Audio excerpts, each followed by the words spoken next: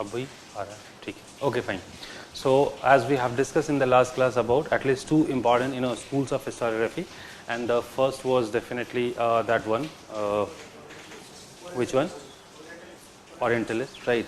And within that trend, which is from Orientalism, they have we have seen that there was a journey which was covered from Orientalism to the imperialist school of historiography, right? And then we'll find that in between there were so many things happening, and somehow there were few people that those who got interested in some other things such as archaeology, and there we discuss about James Princip and Cunningham specifically, right? And then the story goes on, and finally there was a a group of historiography. There's a group of historians, those who are known as imperialist historians, and they are coming and somehow they are writing a history of India.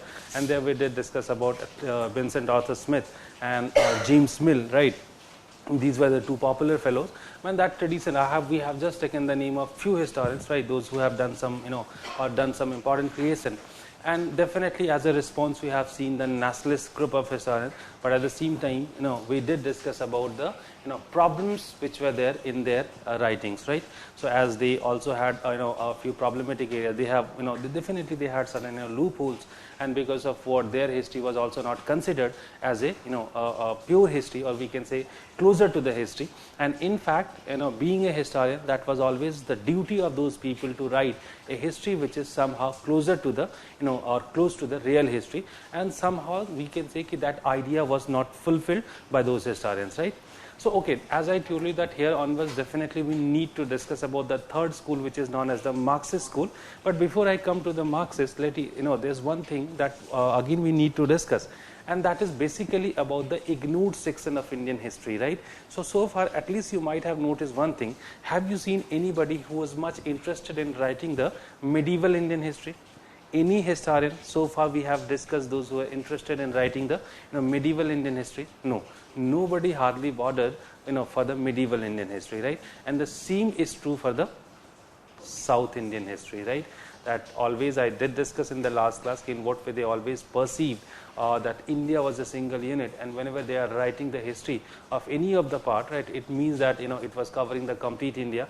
Unfortunately, that cannot be implied anywhere, and that is where at least there were two important areas, or there were two important phases of Indian history for the South India have been completely ignored, and that you do understand the megalithic phase, right, and definitely the Sangam period, right? And yes, during the Sangam period, definitely there was a different process which was followed, right? Because the same sort of development process could be seen even in South India. Yes, there also you'll find okay, there was a society in a primitive stage, right? And then the society is gradually taking the form of the state system, right? So there also you'll find the a transformation from a primitive society to the state formation. But nobody was talking about the changes which were taking place in the South Indian society or the South Indian culture. So that is one of the areas which has been ignored. So basically we did discuss about two areas which have been ignored. So as far as the South Indian history is concerned, so that as you can understand, that was also a part of the part of Indian history, or we can say the Hindu society, and that is where some of the people later on got interested in South India, and they started writing something about the South India. And of course I did discuss about the Neelkant Shastri, the most popular historians for the South India. And in fact I'm not saying he also had the same approach, like he was writing about the South Indian history as a history of transformation. That is not true, but yes, at least to some extent we can say at least he tried to write down the history of India. And when these people tried to write down the history of South India, again those biasness were always there. Such what kind of biasness I am talking about? So somehow they have outrightly ignored the indigenous, or we can say the local processes of transformation, right? They more focus on the Aryanization of the South Indian culture, and that is why while writing about the South Indian history they focus more on these kind of mythical concepts, such as Agastya is traveling from north to south. He is crossing first person, who was crossing the Vindhya range, and by crossing he is entering into that region, South Indian region, and somehow very simply, or they just tried to simplify it, it was nothing but the Aryanization of the South Indian society, because of what we'll find that the state formation information and some other things are coming. That thing was revived, or this particular concept was revived only once the Marxists are coming, and then they tried to connect it, the Sangam age. They tried to connect the Sangam age with the with the megalithic period, because as we do know that megalithic was also a phase when we'll find that much technological changes have come, right? And the most important thing, they have also started using iron, and in fact they now try to trace the development of South Indian society as per the same way as it took place in North India, because they, as they have basically the Marxists, the way they saw the development of North Indian society, or we can say the development of state system in North India with the coming of iron, with the coming of surplus, right? And the same idea was applied even in South India, and then they started negating this Brahminical dominance in the South Indian society, and then they have started talking about the differences between the North Indian society and the South Indian society, and definitely there were lots of differences between these two societies, because if we'll talk about the South Indian society, so the caste system was not like or the Varna system was not like the North Indian society. There was altogether a different system. The treatment which was done to the lower Varna was not like the North Indian society. So the society, we cannot we cannot understand, or we cannot perceive that it was a same kind of society.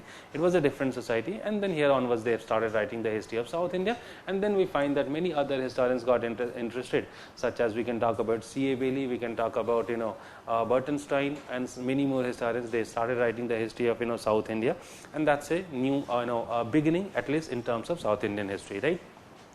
But coming to the again north, as we do know that the medieval period has been ignored by the people, right?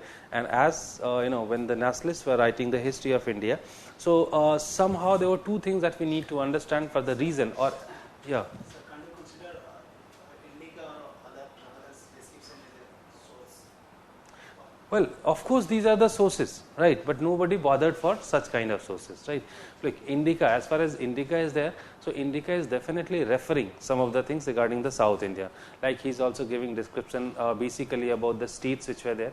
Asukan inscriptions were also giving the description of the states. Basically, 5 states have been mentioned in Asukan inscriptions, like Chor, Chel, Pandya, right? Chol, Cher, and Pandya, right? Apart from this, Keral Putta and Satya Putta. These are 2 other dynasties which have been mentioned in Asukan inscription, and unfortunately we somehow don't know about the rest of the 2, right? Because we don't know anything. So these might be sources, definitely not history. And now, as you can understand, now we have started discussing about the history, not the sources, right? So yes, we'll discuss about the Sangam sources and the other sources in the next topic, right? Anyways, so as far as this North Indian history, the medieval Indian history is concerned, right? Why do you think that this particular area or this particular phase has been outrightly ignored by the people? Definitely, there were 2 sort of history writing that you have seen so far. The first is imperial, history writing, and the second is nationalist history writing, right? So, how do you think that it was ignored by them?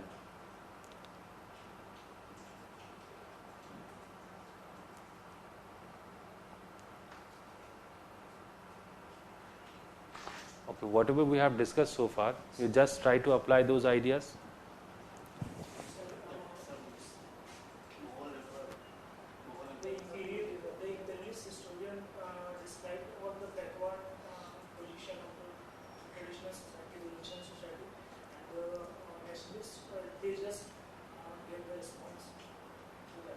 Okay, partially your statement is correct, right?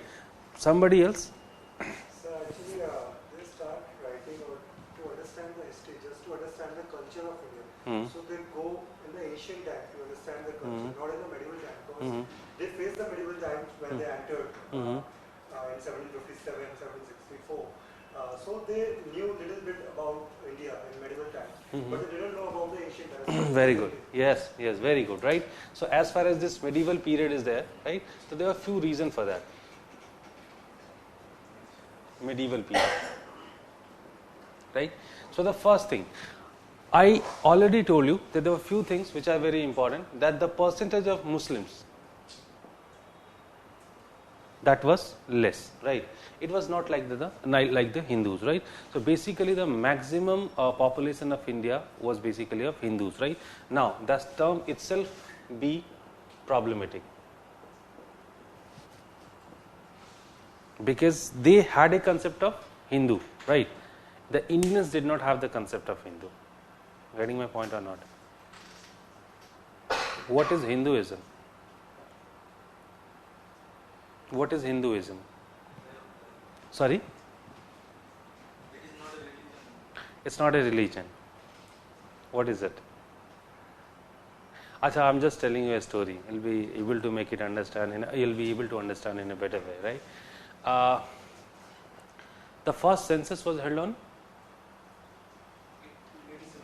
18. The first census was held on 1873. That was not a regularized census, right? That was basically a sample survey collection, right? So that is why it is not considered as a real, census. 1881 is marking the year when the regular census started in India, right? So once they started the regular census, so they had a common perception for India. And what was the common perception? Ki they are just going to make the columns for different religions, right? And what are the 4 religions in India? Hindus, Muslims, no, yeah, Christians, no other religion, not Buddhism, right? And no Jainism as well, nothing, right? What is this religion? Others, right? So they made the columns of 4 religions, right? Hindu, Muslim, Christian and others, right? And everything that you people told me just now, these all were part of Hinduism, right? So for them, in this country, there were 2 sort of people, those who used to live, Hindus and the Muslims, right? So that was their popular imagination, right?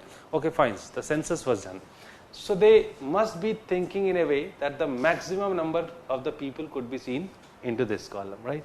They got surprised that the maximum people were seen in this column, right?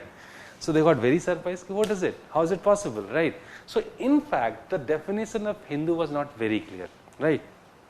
So as the whole history of at least the ancient India, and even it is partially true even for the medieval India, specifically the early medieval India, what is happening? Suppose Hindu, as you know, the first thing that Hinduism was nothing. There was nothing as such could be called as Hinduism, right? The concept of Hinduism is coming basically during the Gupta period, right? So during the Gupta period, they got the concept of Hinduism, right? And why this Hinduism was, Hinduism got a concept? Because of the temple architecture, the first thing, and the second thing, scriptures, right? I hope you remember that this is the period when the scriptures were compiled, right? Reason is again very simple, right? Sanskrit for the first time people started using, right? Sanskrit became easier to use, right? And that's the reason that they have started using Sanskrit, right? So fine, now the scriptures got compiled and definitely this temple architecture coming into existence, right? And now you just tell me one thing. Don't you think that, it is very tough to define anybody's religion, right? We all people are sitting here, right? Can anybody tell me that we know about each other that he is Hindu, he is Muslim? Pata hai?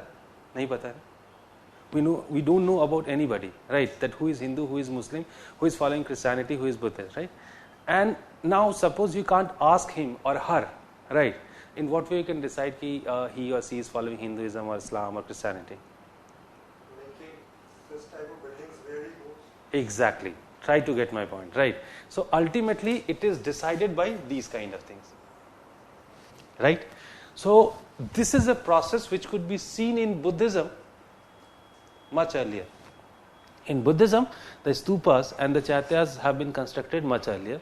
Following that, this is coming into, the same is true for Jainism as well, I am not denying the fact, right? It is coming into Hinduism, right? So now it became quite easy to define, okay, he is Hindu, he is following Christianity or Muslim or any other religion.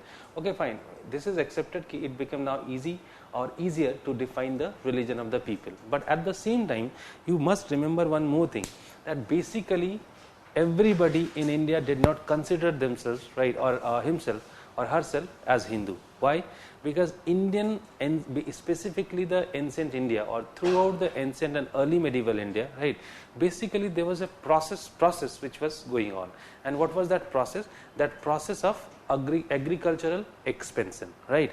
Because you do know, I'm telling you a story, right? So basically the Aryans are coming and they are settling in the northwestern region, right? Basically that, Indus region, right? Okay, fine. Then they are moving towards the east, upper Gangetic plains, lower Gangetic plains, right? And then ultimately to Bengal region. And if you think that the people, were those who were living in Bengal area, they were already very advanced and they were, having a, advanced society, anything as such was not there, right? It was a sort of gradual Aryanization of the people, right? Okay, so once the people are gradually Aryanized, right, or Hinduized, so now what is happening? So the people, those who are newly coming to this Vedic religion, it may be possible that they are definitely influenced by the Hindu traditions, right? But it doesn't mean that they consider themselves as Hindu. Got the point? Maybe, let me give you one more example. Suppose somebody, from Bengal got inspired by Hinduism, right? And what happened? Definitely they started following some of the traditions and the practices of Hinduism, right? But it does not mean that they started considering themselves as Hindu. Why? Because ultimately they are not part of Varna system. So only those who are directly part of the Varna system, they consider themselves Hindu, and those who are not falling directly, in the Varna system, they never considered themselves as Hindu, right? And that's the reason you must be knowing about the hybrid caste, right? I mean the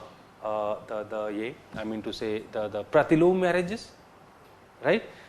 The Pratilom marriages where the bride is coming from the upper caste and the groom is from the lower caste. This was always considered as Pratilom marriage, and there was a concept of Anulom marriage as well, right? So in the Anulom marriage, what was the bride was from the lower caste, right, and the groom was from the upper caste. In that case, the children which were coming out from such kind of marriage relationships, right, they were placed in the lower Varna, or the Varna of their mothers, right? So somehow they were placed in the Varna system. What about those people who were coming out from the Pratilom marriages? Have you ever heard that they were also placed in any, like this is the rule that I told you. This rule could be seen in the law books. But this rule there was no any as such rule for the children which were coming out from the Pratilom marriages. And it is not only about that the Pratilom marriage. At the same time, you must be knowing about so many people, those who have started following many any profession, such as you do know that people later on known as per their profession also. In fact, there were so many surnames which are related to the profession that you might have seen in the Marwadi community specifically. But it is not only true for Marwadi community; with some other communities it could be also seen. So somehow they came closer to the Hindu community. They have started following some traditions also, but it does not mean that they are now they became part of the Hindu community, and that is why the government might be considering them as Hindu, but they never considered themselves as Hindu, right? And that is why what happened. Definitely, I hope this is the period when we are talking about the 1880s and 90s, right? And I hope you are getting my point. Ki somehow they always considered ki most of the people, those who are living in this country, they all are Hindus, right? And everybody like Buddhists, Jaina, and the Sikh, they were also considered as Hindu, right? Because as you do know, ki they were nothing but coming from this religion only, right? So somehow that it was their understanding. I'm not saying that this is true. So as they thought ki most of the people in this country, those who are living in this country, they are Hindus, right? And if they are Hindus, it means ki definitely they needed to criticize the Hindu society, and that is why what happened, they got more interested in Hinduism, or we can say the ancient past of India, not the medieval past of India. Got my point? Right? The second thing, I hope you do know their relationship with the Muslim community, right? And at least it got changed after 1857, right? And once it got changed, so somehow they are not much interested. And in fact, if they were writing any book, such as I just told you one book of Indian Musalman, right? So that book was developed with a different orientation or the objective, and that is why it was not an effort to write the history of India, history of Muslims. Basically, it was an effort just to inquire the reasons for the Muslim backwardness, right? That's the reason of the book. It was not a history book somehow. So as you can understand, the Muslim community was completely ignored, and there was one more reason. Somehow they thought in a way that definitely there were so many court narratives, developed during Muslim period, right?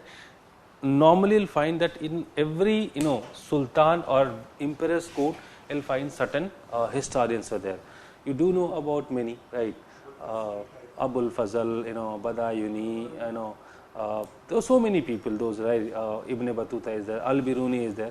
So there were so many people, those who started writing the history of the rulers, right? And that is where somehow they had this perception that the Muslim, India had a history, but the ancient India did not have a history. And that's the reason that they never got intended, or they never got interested in writing the history of the Muslim period. But because of this, ultimately what happened, once the nationalist people started writing the history of India, so somehow it could not draw the attention of the nationalist writers as well, right? And in fact, as the way they tried to prove the colonial writers or the imperialist writers, the colonial writers tried to prove one thing, that ultimately the Hindus are basically uncivilized community. The Hindus are uncivilized.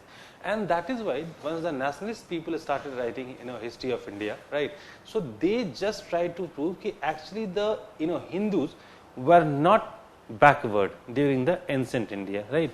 During the medieval period, something happened as such, and because of what we'll find a decline in the Hindu community, and that is why it somehow, I just told it somehow increased the communal tension in the society. So that was the reason that they found that the reason for the backwardness of Hindu is the Muslim period, right? And that is why they never tried to study the medieval Indian history. And most of the time, why should I say most of the time, they were completely they tried to write down the history of ancient India, and that's the reason you won't find a single writing on the medieval Indian history, and that is why we don't have anything as such, right? But after this, so much development have taken place in history writing, right? So definitely now some of the people have started coming, right? And they decided to write the history of the medieval period. And of course, if we'll talk about the the medieval Indian historiography, so basically you do know the dominance of the Aligarh school, right? So from there you'll find some of the people they came up and they started writing the history of India. And there definitely you can take the name of the most important historian for the medieval India, that was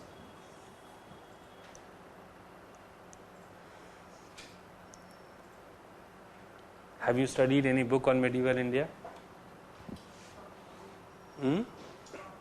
Sorry, Irfan Habib. फिर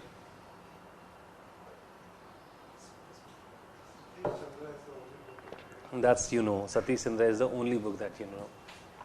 You must be telling some. Your specialization is modern. Okay, this is not also going to work, right?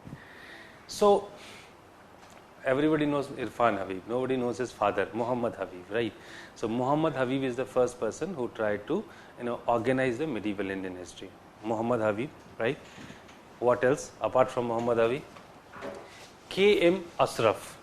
K.M. Ashraf. K.M. Ashraf.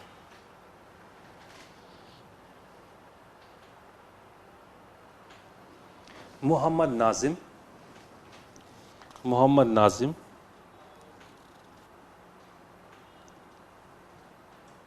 Nazim, Nazim, Muhammad Nazim.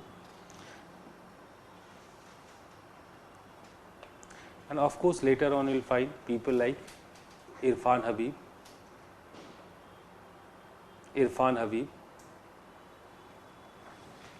Atar Ali, Athar, Atar Ali,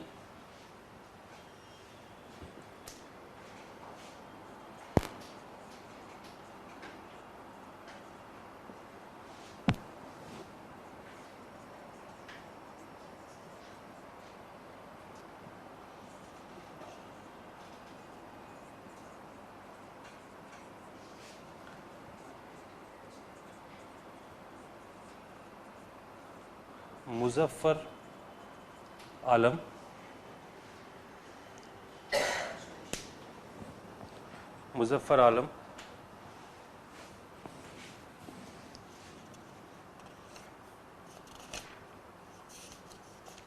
and some more,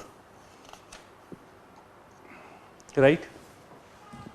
Now the thing that we need to discuss, right? Okay, fine. They have started writing down the history of India, and in fact, there is a we'll find, or we can categorize these historians into two different groups, right?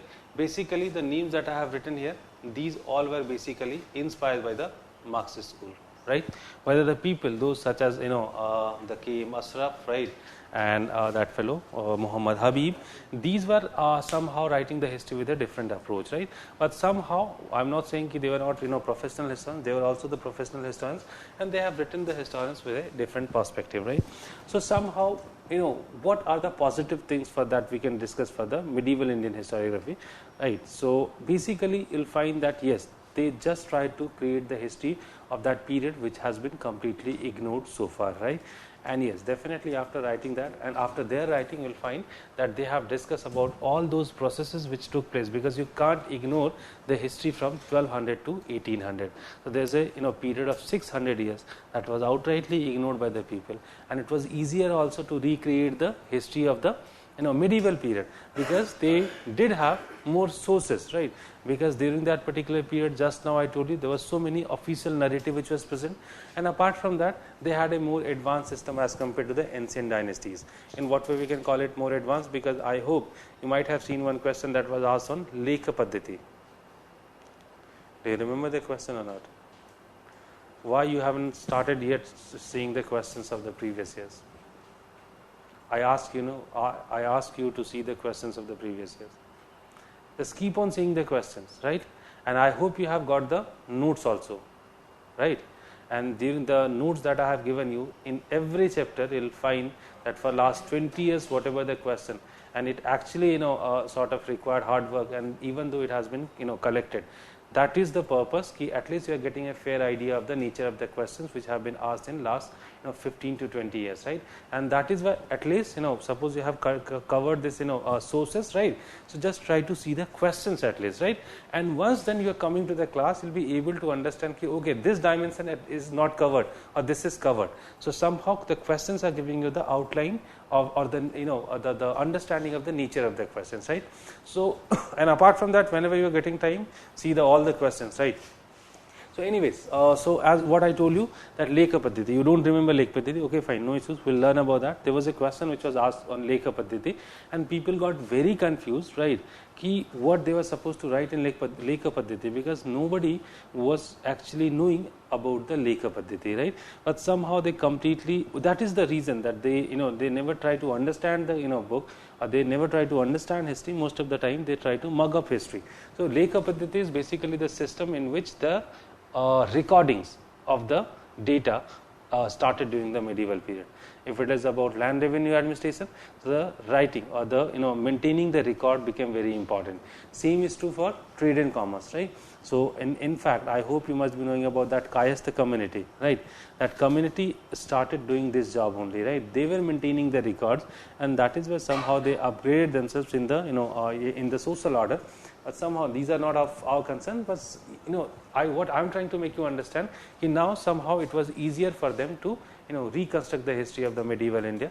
So the sources were available in ample of manner, in ample I mean, there was abundance of sources, and that is why it was easier for them to create the history which was closer to the real history. But at the same time, we'll find certain problems with the medieval Indian history writing. So what kind of problems that could be seen with the medieval Indian history writing? The first trend, that trend is quite awkward, that you'll find most of the Muslim people started studying the medieval Indian history. Can't you find it? Right. Most of the names that I am giving you, except one, the Satish Chandra, most of the people were basically Muslims, right? So why I am actually quoting this? There was no as such, there was no as such, point or logic of, taking the name of the religion while writing the history. But somehow at least you can understand one thing, somehow these people got biased while writing the history, right? That's the reason. As the Hindus tried to create the history of Hindus, right? So now the Muslims are trying to create the history of Muslims, and somehow, as you can understand, if it is being done by the Muslim people, so somehow the anti-Hindu ideas got support, right? What else? For them, right? Keep on just noting some of the points. The first point, I think positive you got it, or should I dictate you the positive also? I think it is not that much important. It is not going to come directly in the examination. It is just for the understanding, right?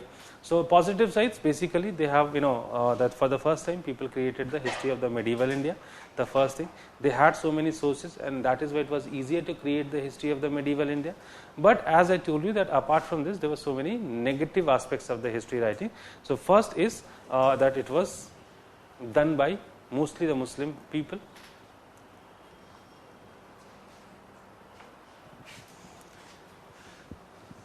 Second,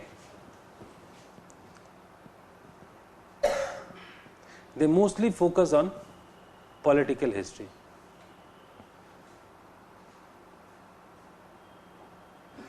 They mostly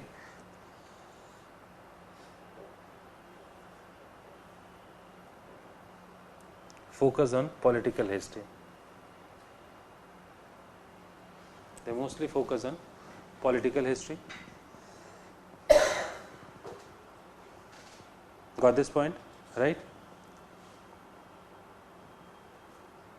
I hope if you are reading this, I mean to say, the medieval Indian history, right? You'll find that most of the time you'll reading the history in a way like the rulers, right? So basically it is Akbar, and then you're studying the history of Jahangir, then Shah Jahan, then Aurangzeb. That's the approach they had while writing the history of India, and that is why it was highly individual centric history. That's the another point that could be noted out. Individual centric point, right? Centric history, right? At least during this ancient period, you will find that it was focused on the it was focusing, or it was emphasizing on the dynasties, right? And definitely as the sources were talking a lot about the contemporary societies, and that is where they did discuss about society as well. Getting my point or not? If you will refer any of the texts, like if you are reading Vedas, Mahabharata, you will find numerous references regarding the society, and which was, I think, missing in the medieval writings, the contemporary medieval writings also. As I told you, these were mostly the court narratives, and that is why they never bothered to write about the society. And that is why when they tried to create the history of medieval India, they also started focusing basically on the political and the individual centric history, right? Third, next.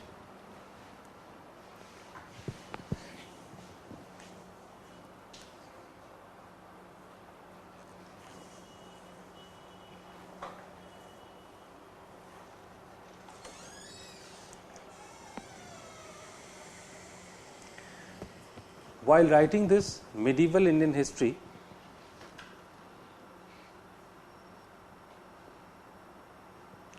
initially did not focus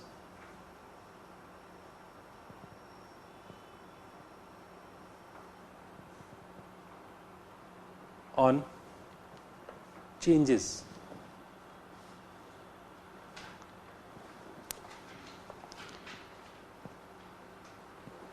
Did not focus on changes.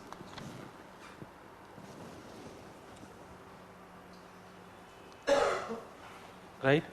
And they always considered that the history of medieval India is basically a history of a single unit, right? Do you think that it is correct? No, definitely not. The history is changing. History was changing, or the society was changing from the Sultanate to the Mughal, right? The Sultanate itself, the concept of Sultanate was altogether different from the concept, from the concept of empire, or we can say the Badshah, right? So these are the terms, and in fact these are also marking the changes. But they always try to, at least initially this was true, that they did not find the changes, and they always considered the medieval India as a single unit. Next,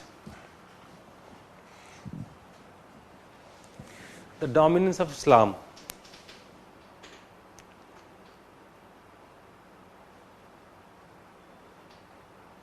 The dominance of Islam. Even though they were qualified, learned historians, right, while writing the history, like Muhammad Habib, we can take the example of Muhammad Habib.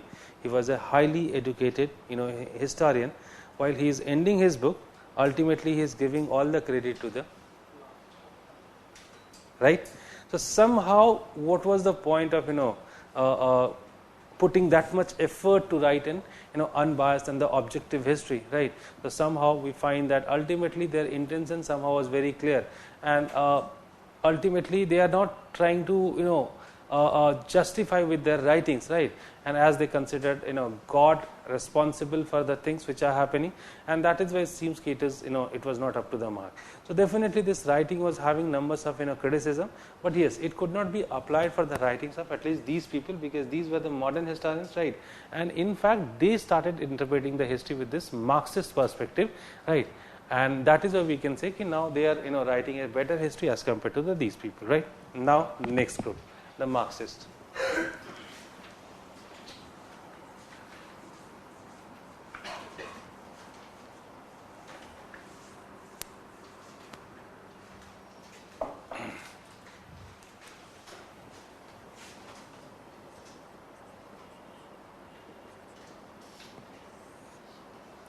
Right? Now, this is definitely the most important school of history writing, right? Now, Marx was a philosopher and he had nothing to do with history, right? So, how come Marx was used for history writing? That might be an important question. What is the importance of Marx in history writing? You just tell me. You must be knowing that. What is the idea of Marx which was used by the people in history writing? Classless society. Okay, this is one of them. Sally? Yes, tell me. Through philosophy, Marx tried to learn the problem of the society. So they are more focused. Marx philosophy was against the capitalism and only it was for the individual.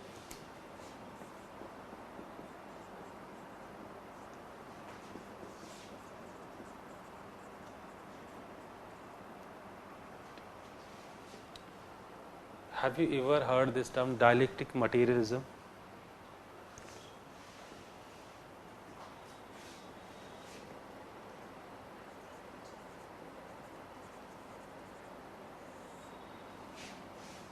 The 5 stages in human society. Do you know about that? Okay, fine, leave it. Do you remember Hegel? In one class, I think in last class only I did discuss about Hegel. What was the contribution of Hegel? Hegel changed our concept for the history, right? And Hegel talked about the changes, right? That changes are the most important or the central thing in history, right? Now somehow that was upgraded by this fellow, by Karl Marx, right? So how come he actually changed it? So basically he talked about 5 stages of human society, right? And these are like primitive communism, right? Slavery, feudalism, slavery,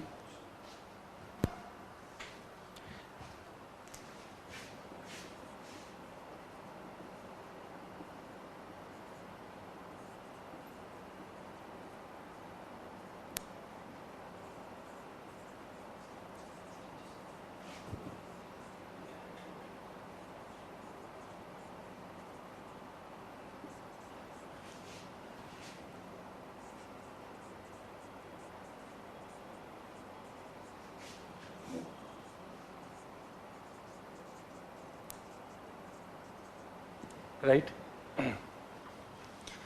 Primitive. What exactly is this primitive communism, right? So basically he is talking about a communist society, right, during the Stone Age, right? And why that particular society does exist in world? Because there was no notion of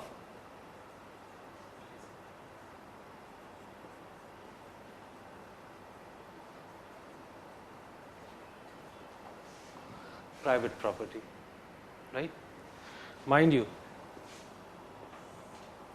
this became one of the base to decide the development of society, right? Now come to the further further point, right? So okay, I hope you can understand. In the primitive society or the Stone Age society, there was no notion of private property, right? So suppose his phone is kept here, right? His phone is kept here, and that is Apple, क्या क्या होते हैं पता नहीं मुझे इतना, कौन सा सबसे upgraded version है Apple का? 10, okay. He's having an Apple iPhone 10, right? And he has kept here. Can I pick the phone and keep in my pocket? No.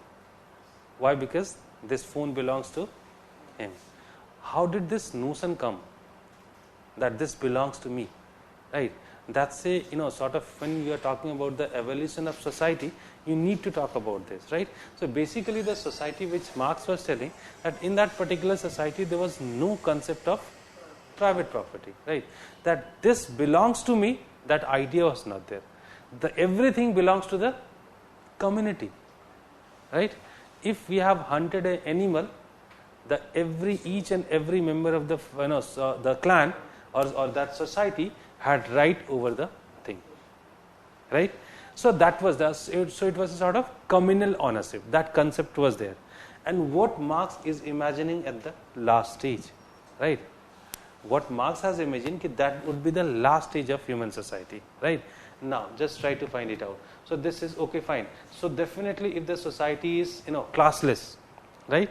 And in fact, as you can understand, the private property gets the idea of class into the society.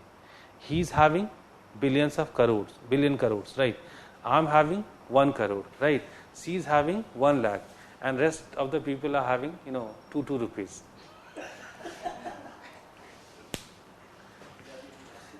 Right? So what is this? Class. भेदभाव हो गया, कोई बात नहीं, अभी next time पलट देंगे इसको. So this is known as class, right? So Marx imagined the society is all about class. Basically what is happening, this is a classless society, right? And if the concept of class is coming into the society, because of what, and I hope again now you can connect it with this materialism. Got? And it is not only about materialism.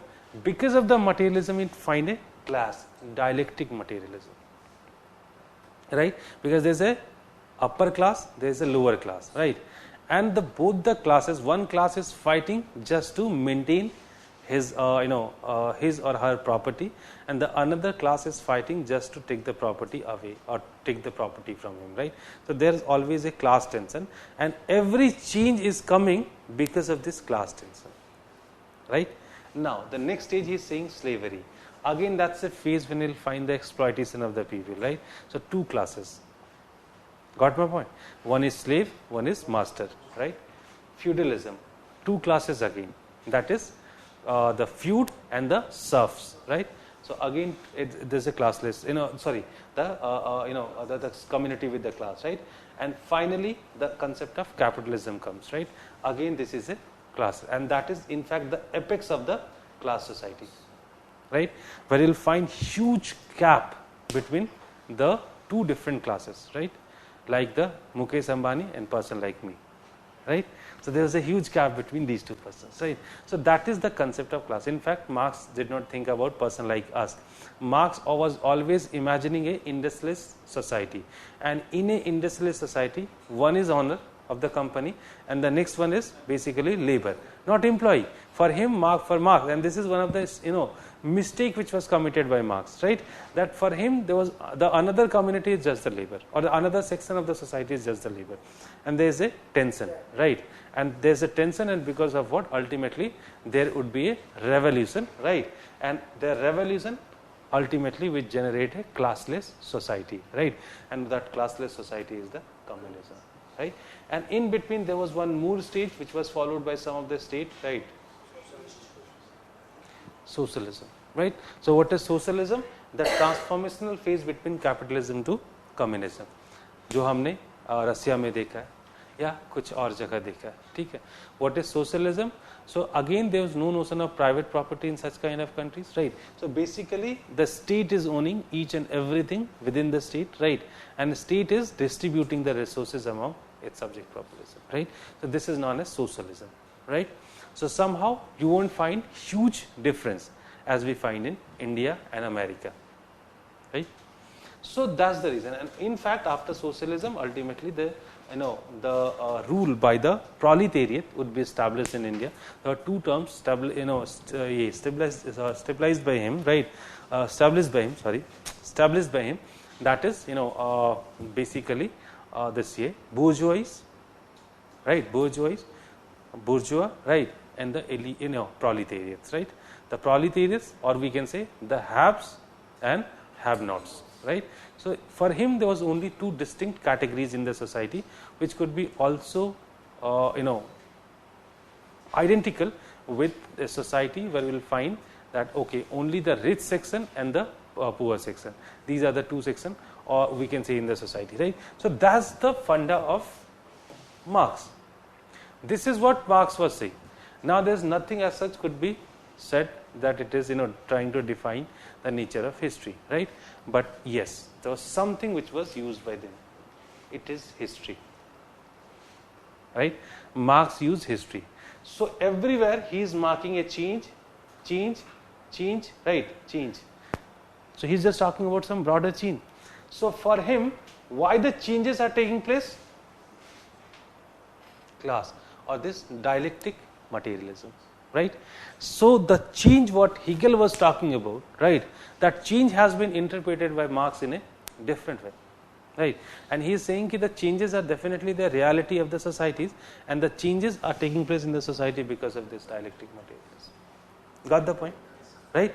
And that is why what is happening, that ultimately what is happening now, that idea has been picked up by many people, and they have started writing the history with a completely different perspective, right?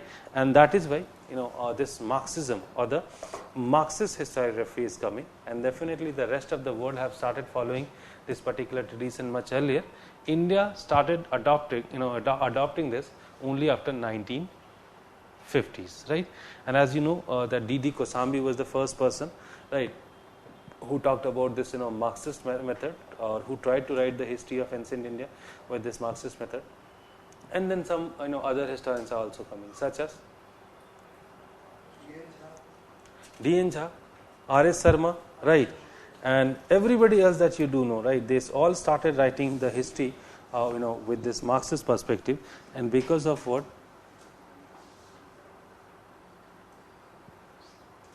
Personal है या professional है, बताइए फिर। किस चीज़ का? अच्छा, D.D. Kosambi, okay.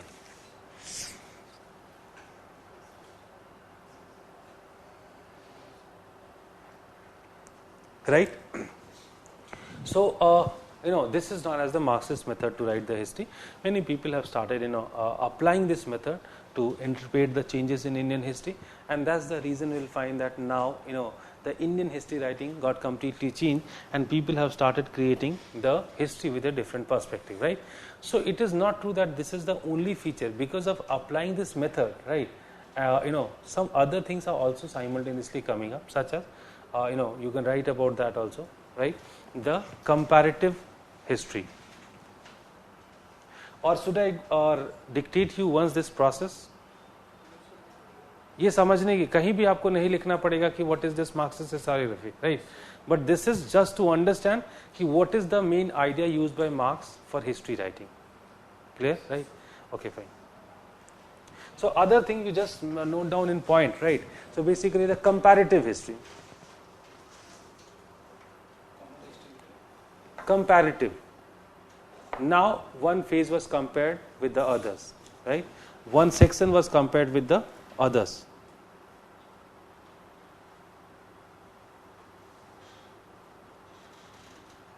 Right? What else? The history of transformations. They have completely started emphasizing on transformations. Everywhere they try to find the transformations.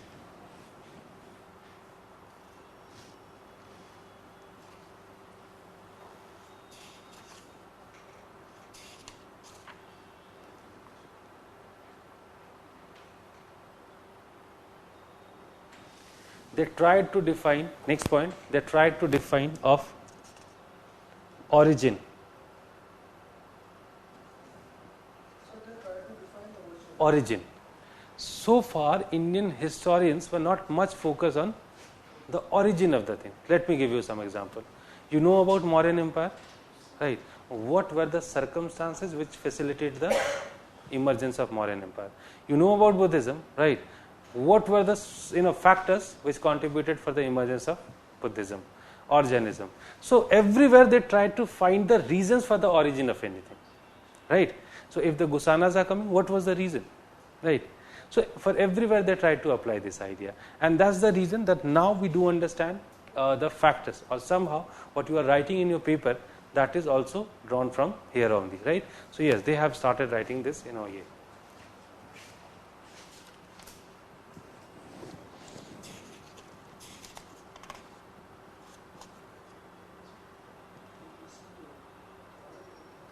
Right. Next, the history of caste and money. Sorry, the history of money only. The history of money. Sorry? No. This is also one topic that was discussed by these people. Right?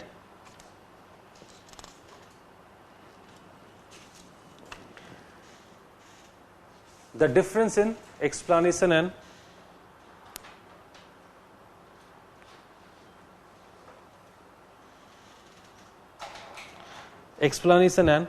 interpretation.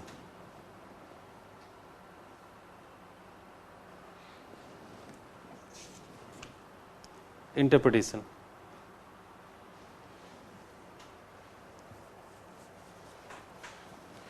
Got the point?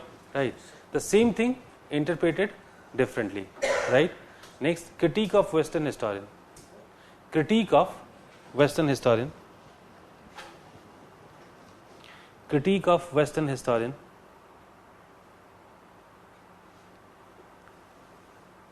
They had a different approach to see the Indian history. Now they had a different approach to see the Indian history. So somehow they started putting the critique of the right? Next, broadening the scope of history.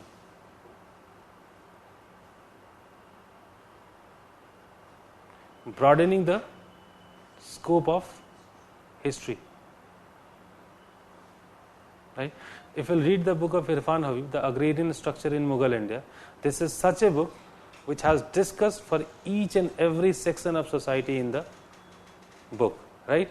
It is about society, administration, land revenue, right? The social systems, the relationship between the agrarian communities or the peasants and the jamindars. Everything has been discussed in the book, right? So that's the most another important thing, that they have broadened the scope of history, right? Next,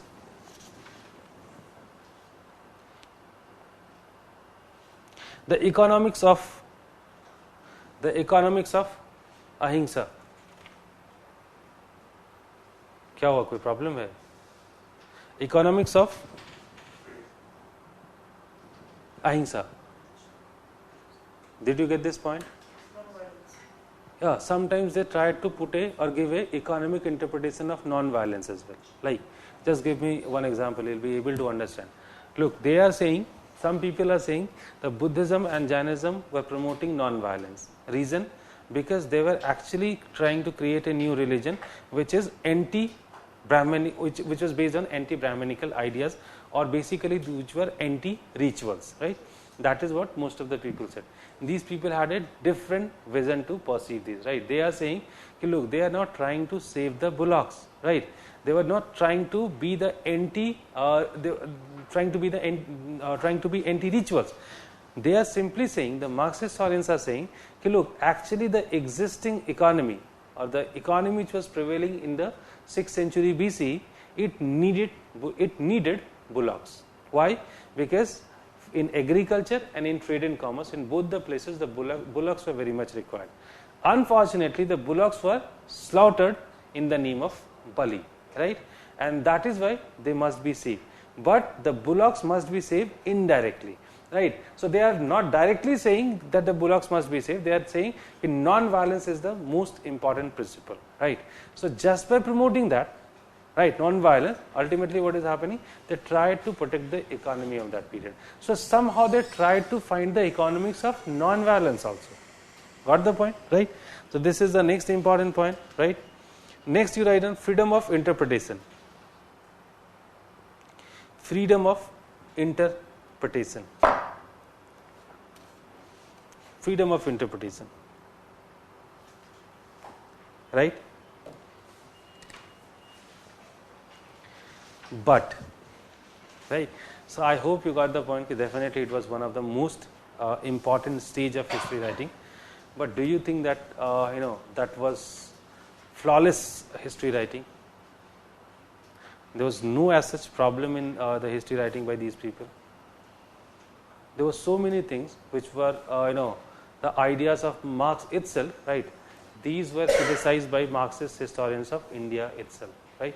Such as Marx, when the most of the world were writing or started writing about India, Marx also has written something on India, which is known as Asiatic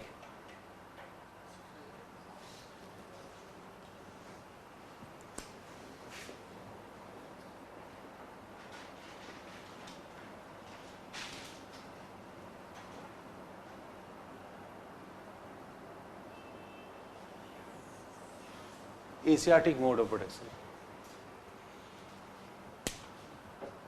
right? Why did Marx write has written this? There's a very simple reason. Marx was always talking about industrial society, right? So somehow his idea could not be applied everywhere, and that is why by that time definitely Asia came into limelight because of this colonization and because of some other thing. So finally Marx decided to write something else, right? So somehow for Marx, now India was not following this particular stages, right? And it's talking about Asiatic mode of production. So for Marx, India is having a different mode of production. These are known as mode of production, right? Primitive communism, slavery, feudalism, as you can understand. These are the mode of production only. That's also very important term used by Marx, right? So they are saying ki Marx is saying ki Asiatic mode of production was a sort of different tradition or different system, and somehow it seems that it is very tough that India would reach to that stage. Capitalism. Getting my point or not?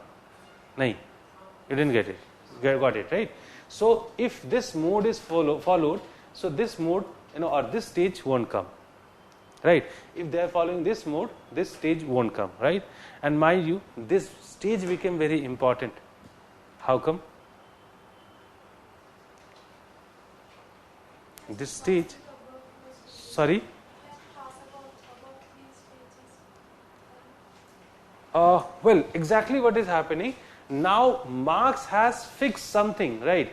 That is very important. That Marx is saying that any developed society is ultimately having these 5 stages, right? And if any, the last one is not there, right? Every developed society is ultimately having these 4 stages of development. Once the capitalism will come, then the revolution would come, right? And after the revolution, the communism would be established, right? That is the idea Marx had. Now, because of the Marx, right, as you do know, that people from those who were following this tradition, they outrightly rejected the Asiatic mode of production. And what they did actually, they tried to prove the same things, right? Now, don't you find that in India, there are few debates, right? And I hope, why actually I am telling you about all this, now once those debates will come, we'll be able to understand in a better way. If India is fighting, right, or in India, historians are fighting to prove that there was a feudalism in India, right? Can you find the motive behind this? What was the motive behind this? Very simple motive. Yes, India is also following that way, right? And there would be a day when the capitalism would come, right? And after capitalism, communalism. Revolution and communalism, right? So for that they tried to prove this thing. Have you remember, in India, whenever you are reading about the Mauryan Empire or Gupta Empire, every time this debate will come up. Was there any notion of private property in India? Right? And the Western scholars outrightly rejected. In India, there was no notion of private property, right? In India, to whom the land belongs to, right? Nobody knows, right? Because in India, what was happening? The peasant was cultivating the land, passing the land revenue to the Jamindar. Jamindar was passing it to the state. That's it. Now, who owns the land? Nobody knows. Why? Because there was no land market in India, right? So, why is the debate, why such kind of debates are coming into limelight? That's the only reason for that Indians also tried to prove, specifically the Marxist people, that India was also following the stages of development, right? But while doing this, definitely they rejected some ideas of Marx. Right. So they are following Marxism, it doesn't mean they outrightly rejected, they outrightly accept the Marxist principle. It depends, right? Sometimes they did not accept the Marxist principle, but somehow this idea always there in their, was always there in their mind. And that is why you'll find that the debates regarding these kind of things was there any. In fact, Irfan Habib himself has written an article, right, that India's potential to develop capitalism, right? I'm exactly not remembering the name of the article, right? I hope you might have heard about this article, right? That India's potential to develop capitalism into something like that. So he just simply tried to prove that India had the potential of getting capitalism. Because of the colonial rule, it was completely destroyed, right? So these are the debates which you need to study further, right? And somehow you are getting the background of the debates from here only. It was all because of the Marxism that we, started following this, right? But yes, if you think that Marx was the person who has given the ultimate solution of the history writing, that is also not true. Why? Because Marx, in many areas, Marx failed actually, right? Marx was never talking about agrarian society. The Marxism got changed by Lenin, right? Which is Marxism-Leninism, right? And he got a revolution in the agrarian society, right? So somehow it failed.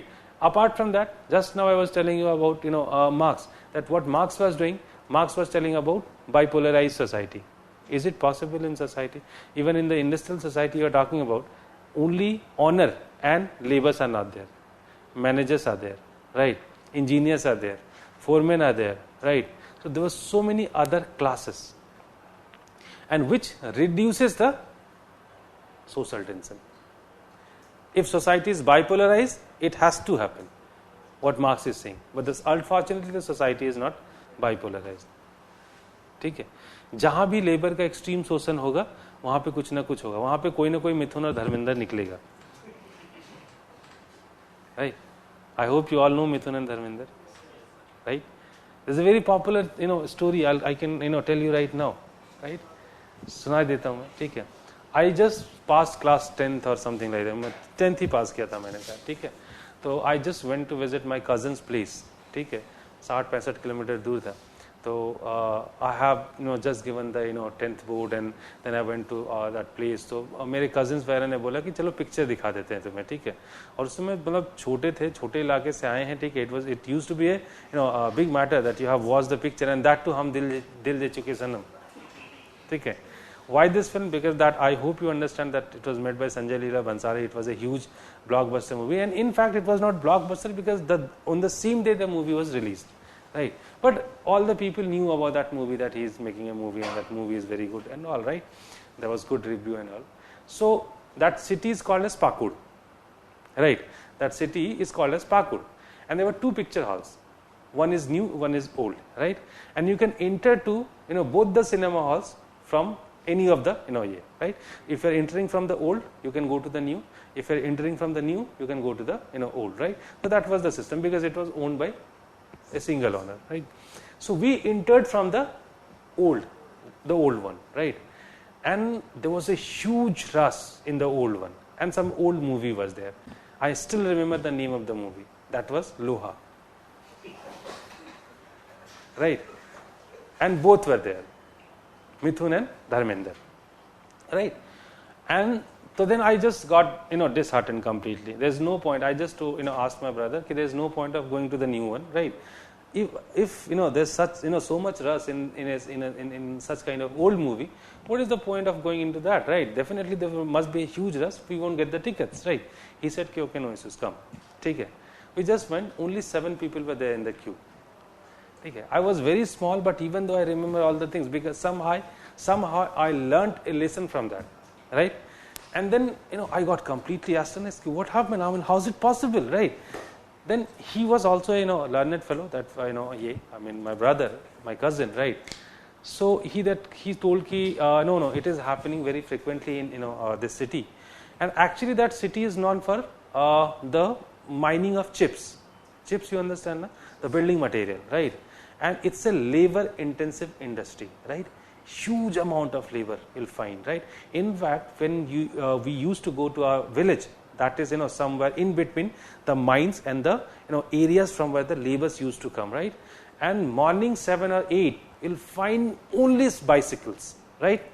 And thousands of people, right? They all were crossing through the village and they were going to the mines, right? So I knew this, right? Okay, this is the reality of that place, but somehow I could not understand that. Then he's just, my brother said me, it is nothing because of this, Mithun and Dharmender. No, Mithun and Dharmender, yes. So he told me if any movie is coming of Mithun and Dharmender, right, then the people anyhow, those labours, they are going to watch the movie. Somehow I could not understand that, but later on when I started studying about, this history and society and some other thing. So one thing I came to know is sometimes they also needed to express their feelings, right? And as Mithun and Dharmender always used to play the role of a poor man, right? But they used to beat their honors. Have you noticed that or not? They always belong to the poorer section of the society, but irrespective of the fact, they always used to beat the jamindar or any other person, right? So somehow it was giving a sort of satisfaction to the people, those who every day had to face such kind of things in their daily life, right? So that's the thing, right? So try to get my point. So this is whenever you find such kind of extreme tension in the society, revolution would definitely come, right? But right, it is not reality. It is not the reality. You'll find so many layers in between, right? And if you'll find so many layers in between, so definitely it reduces the social tension, right? So that's the reason that it is not it was not happening in the world, or it did not happen in the world. And in fact, as you do know, that after Marxism there was a new trend which was coming out, which is known as neo-Marxism, right? And in fact, the neo-Marxism tried to cover those loopholes of the Marxism, right?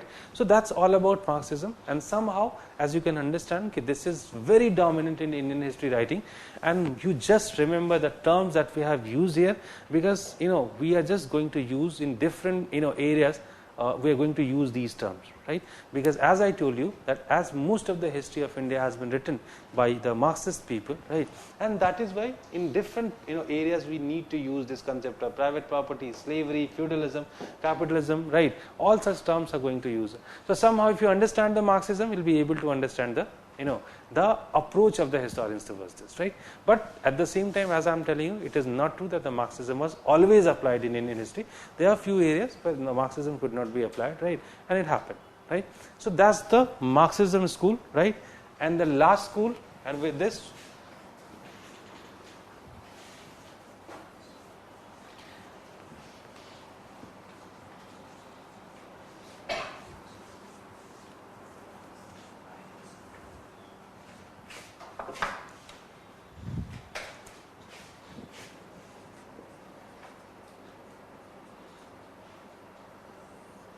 Subaltern.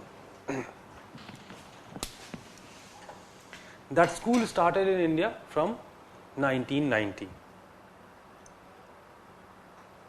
Ranajit Guha was the propounder of the school in India, right? And with this name only, Subaltern Studies. Subaltern Studies have been published.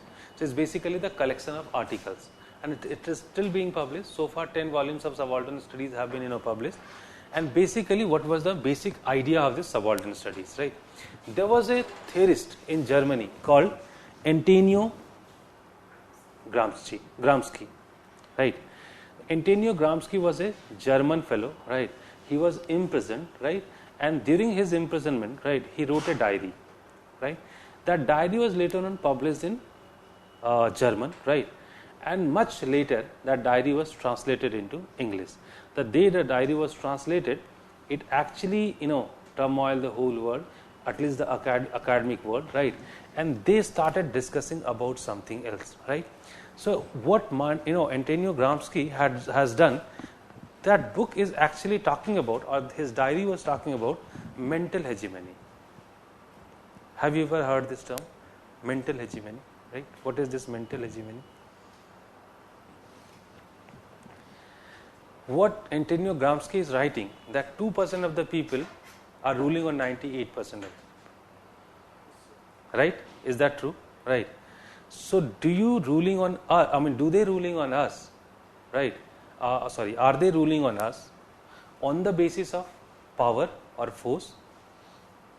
It is not possible, right? it cannot be possible, right? Because just by applying force, you cannot rule. They cannot rule on us, right? So how come they are ruling, right? Definitely there is some other, because some other idea because of what they are ruling on us, right? And it is basically that we people are accepting the rule of those people, right? So what is that? He's saying this is the mental hegemony, quote unquote, right? Mental hegemony.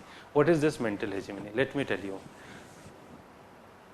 There were 2% of army people, right? There were 2% of army officers. 98% soldiers are there. The soldiers are not recruited to brush the polish on their boot, to make the food in their houses, in the officers' houses, but they are doing this. Is that true or not? But they are not recruited for this, right? They have been recruited just to serve the country, right? Just to protect the country from the enemies, right? That is the concept we have. But somehow they are doing this, and are they raising any question? No. Why? This is कोई मैं पैसा नहीं मिलता, किसने कहा? Nothing, they are not paid anything. उल्टा punishment नहीं देते हैं. There is a strict discipline in army. In fact, if they are not doing this, they will be punished. Yes, sir. And I have seen it, because I have seen the army very closely, because I was very keen to join defense services, right? My father is an army officer. Okay, somehow you can understand that, right? They are not being paid, and sometimes some strict officers punish them also, right? My so many friends are there, those who are in major and colonel in army, right? And somehow I very frequently used to visit those places, right? And I have seen it, but they accept it. Yes, sir. They never take it otherwise. Reason is very simple, this mental hegemony. The way these people are trained, right, they can never raise the questions against the systems of army. And if somebody is raising, what is happening? Somebody just criticized the food of, any BSFs, I guess, right? And what happened to him, that you do know, right? So I think they cannot raise the questions, right? And the same could be applied anywhere. Okay, some people are ruling on us, right? We people are electing them, and they are ruling on us badly, right? They are not, making the proper policies as per the requirement of us. We people are choosing the, the leaders, and they are just supporting the capitalist people. Can we do anything? No. Still next year we are doing the vote, giving the vote to them, right? Suppose let us talk about this BJP party, right? So that party, what this party is doing, right? Normally I am not trying to criticize the party. Definitely there are some positive things with the party and some negative, right? Irrespective of my personal belief, definitely my personal belief might be anything, right? So I don't like this party at all, right? I cannot see that fellow even, right? But yes, that party is giving you a sort of, they are just trying an agenda to the people, right? The agenda of Hindu, Muslim and some other things, right? Most of the people are getting involved in that, right? That idea of religion, that idea of Hindu, Muslim, that idea of cow, right? That idea of any other thing which is related to this, it is simply to divert us, right? It is not to divert us, it is just to create the mental hegemony over us, right? Because he is just getting us trapped in that mental hegemony. If Hindu is in, a danger, right? And if any person can save Hinduism in India, that is that fellow. Who has created this illusion? Right? This is the mental hegemony which is created by the people, right? And I can again tell you a story, right? That story tells you about the mentality of at least the lower class people. There was a fellow called Hariya, right? And that Hariya was actually from the lower caste, right? And of course the from the poor section, right? So he had to marry his daughter, and of course the dates and some other things were basically told by the Pandit, right? So Hariya went to the Pandit, right? Just to get the right omen or dates or something like that. So started seeing Hariya, the Pandits started scolding Hariya, right? Why? Because for last many days he did not visit the Pandit's house, and of course such kind of people used to do lots of small works in the Pandit's house, right? So he could not go to the Pandit's house. So Pandit started scolding him, and he said, "You must be having any work, and that is why you would have come here." Right? He said, "Yes, I do have a work with you." So what is the work? So he just told me that yes, my daughter is getting married, right? So I need the dates and all. So you have to. So the Pandit said, okay, fine, I'll just do it, right? I'm going somewhere right, outside right now. I'll come back somewhere around afternoon. By that time, you just do one thing. There is a old tea trunk which was fallen in the in Pandit's house. So he just said, okay, you just cut it down, right? I'll be by that time I'll be back and I'll let you know about the dates and all. Arya started, cutting the tree. But the tree was very old actually, right? And that is where somehow it has become a fossil sort of thing, right? And Arya was not capable of cutting it. Arya kept on trying, right? Somehow he could not, cut it. So finally, in the afternoon, the Pandit returned and he again started scolding Arya, right? What you are doing, right? Somehow you haven't cut the tree at all so far. So he said, it is very tough. It has become very hard. It is not possible. Then he said, no, you just cut it. Now I'm just going to have my lunch and then I'll sleep and I'll once I'll get back, I'll awake, right? I'll tell you the date, right? By that time you just finish it. All this happened, right? He got definitely the Pandit came in the evening, right? And again Harya was in the same status, right? So he started scolding a lot to Harya, and somehow there's an energy which comes into Harya, and he started, using the axe, in a more, energetic way, and finally the tree started cutting, right? So this happened, and with the final blow, Harya fell down, Harya died. Sorry? No, it's Sadgati. It's from Godan, right? The short story from Sadgati, right? Premchand, yes. Premchand. Right? So the Pandit went to the Dalits Basti, right? Where the Dalits used to live, right? And asked them to get his body, right? But the Dalits did not get ready because the Harya's wife got very angry and she started scolding the Pandit, no, you did it, no, we are not going to pick his body from your house. Now it was not possible that Dalit's body is, kept in the house of a Pandit, right? And that too for the whole night. So finally, as the Pandit did not have any other option left, so what he did actually, somehow he trapped the leg of that Dalit into in a rope, right? And he started pulling the Harya towards the not exit of the house, towards the the place where the burials are practiced. So kya hota hai? Samsan, right? So he started pulling it, the body to the Samsan. While he was pulling it to the Samsan, right? Actually, he was crossing the Dalit Basti or the Dalit village. So all the Dalits got collected and they started saying, "Oh, kya ant mila hai isko? What's a sort of good end to Harya? This is called Sadgati." They are saying this is called Sadgati, right? मतलब इससे बेहतर end कुछ नहीं हो सकता था. This is the mental hegemony. Got my point, right? So somehow this mental hegemony was created by people, right? And that is why nobody talks about the lower section or the 98% of the people. Whenever you talk about history also, the history also is talking about the 2% of the people, not about the rest of the 98%, right? So now people got influenced. Why should not we write the history of the lower class, right? And that is why they got the concept of subaltern. Any class, any section which has been ignored while writing the history of India, right? And they started writing the history of those people. That idea, is coming into India from 1990. Ranajit, Guha, as I told you, right?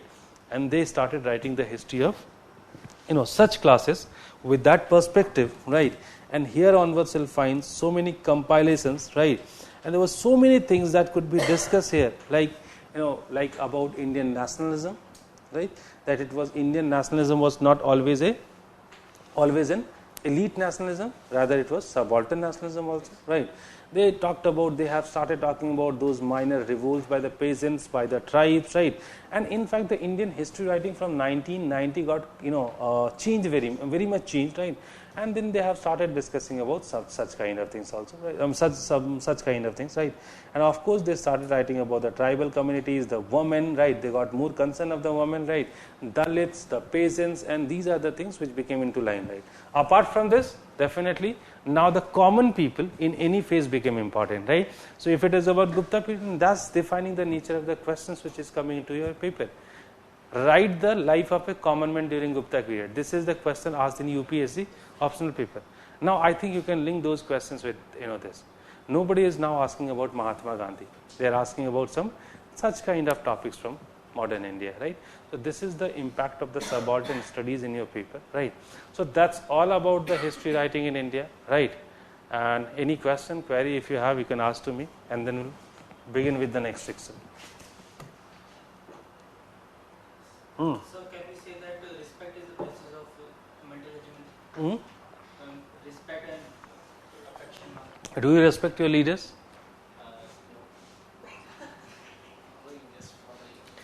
Nobody respects actually. Do you think that the एक मैं कहानी और सुना देता हूँ. जब भी battle होता है, वॉर होते हैं ना कई बार, पता है सबसे पहले जवान अपने ऑफिसर को गोली मार देता है. कई बार ऐसे केसेस होते हैं, ठीक है.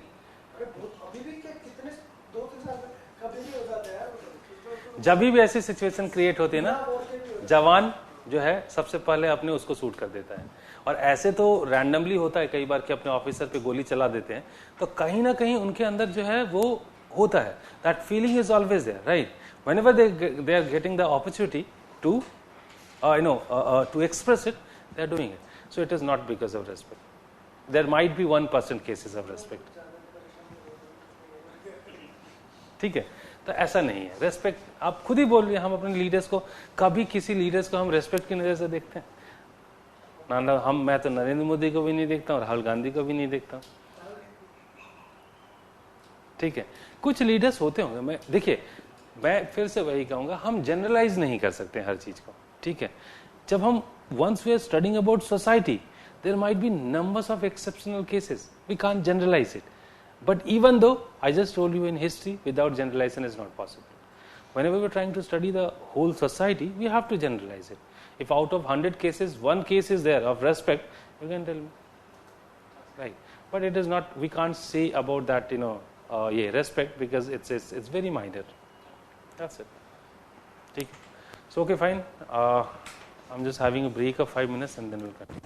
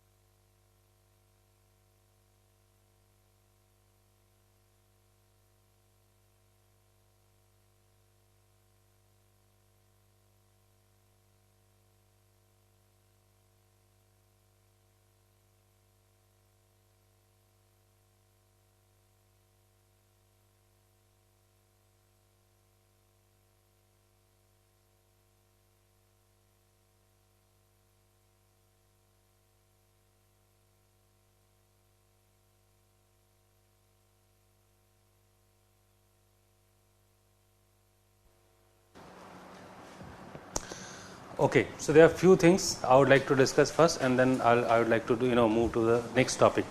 The first thing that whatever we have discussed so far in a scattered format, will find that direct questions are being asked from this part, and in fact these questions have been included in questions which are related to the historiography, right? This you can find in the chapter related to sources, right? There will find some of the questions have been asked on this particular topic. It has been it has been given there, right? The first thing. The second thing that I'm just getting some query related to the content, right? Content of this section. I already told you that whatever we have discussed in the class, that's more than sufficient regarding this school of history writings, right? And that's more than enough. If you are putting these informations in your answers, that is definitely going to suffice, right? And you don't need anything to read. The third thing, that whenever you are required to read anything, I'll definitely let you know, right? So from your side, don't try to read anything, right? Until and unless I am saying, because the objective should be very clear. It is only UPSC, right? Nobody is here to learn about or to clear the NET examination, the first, to get entry into the masters or MPhil or PhD, right? Objective is always UPSC, right? So we are only learning to that extent which is going to help you for the UPSC. The next thing, the fourth thing, right? Whenever you are getting questions outside, right, and you don't feel comfortable, always get such kind of questions to me, right? Because history, there is no as such limit of the content. Anywhere you are facing any as such question, right, that you don't feel comfortable. Suppose we have done sources, right, and any as such question that you find outside, right, okay, and you feel uncomfortable in writing the answers of such questions, always come with such kind of questions. Okay, this is one of the question I found somewhere in what we were supposed to draft the answer, right? So always remember that anything as such, and that's the point of creating that group. Okay, I can find also such question. Although what I am trying, I'm just trying to cover each and everything which might be relevant to the UPSC. And even though if you find such questions, you can always welcome. You are always welcome to discuss with me, right? So I'm always ready to discuss any as such kind of question. Mostly, as I told you, that I'm trying that any as such question which is coming in UPSC or anywhere you find, right, you won't feel any problem in such kind of question, right? Okay.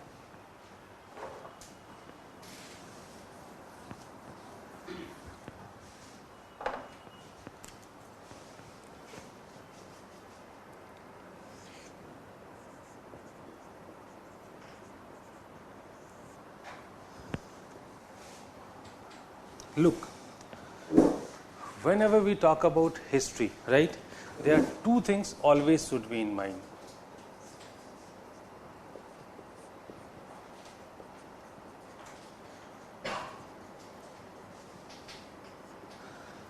Sources and historiography, right? And the point or the objective of doing all these that we are doing for last 3-4 days, right, that is very simply that whenever you need to use this, right, you'll be able to use this in a better way once you are having a fair idea of the historiography, right? So now we have just discussed the schools of historiography, right? We have just discussed the schools of historiography, right? But in the answers you need to use the name of historians. We need to use the name of historians. But at the same time, I'll suggest you one more thing, that this is a basically UPSC examination, right? And in fact, those who are coming from the academic background, those who have done their masters and graduation and the masters in history, so somehow they'll find that this is the most important thing, right? In fact, any answer cannot be completed without writing the historiography. And in fact, we focus more on historiography rather than understanding, right?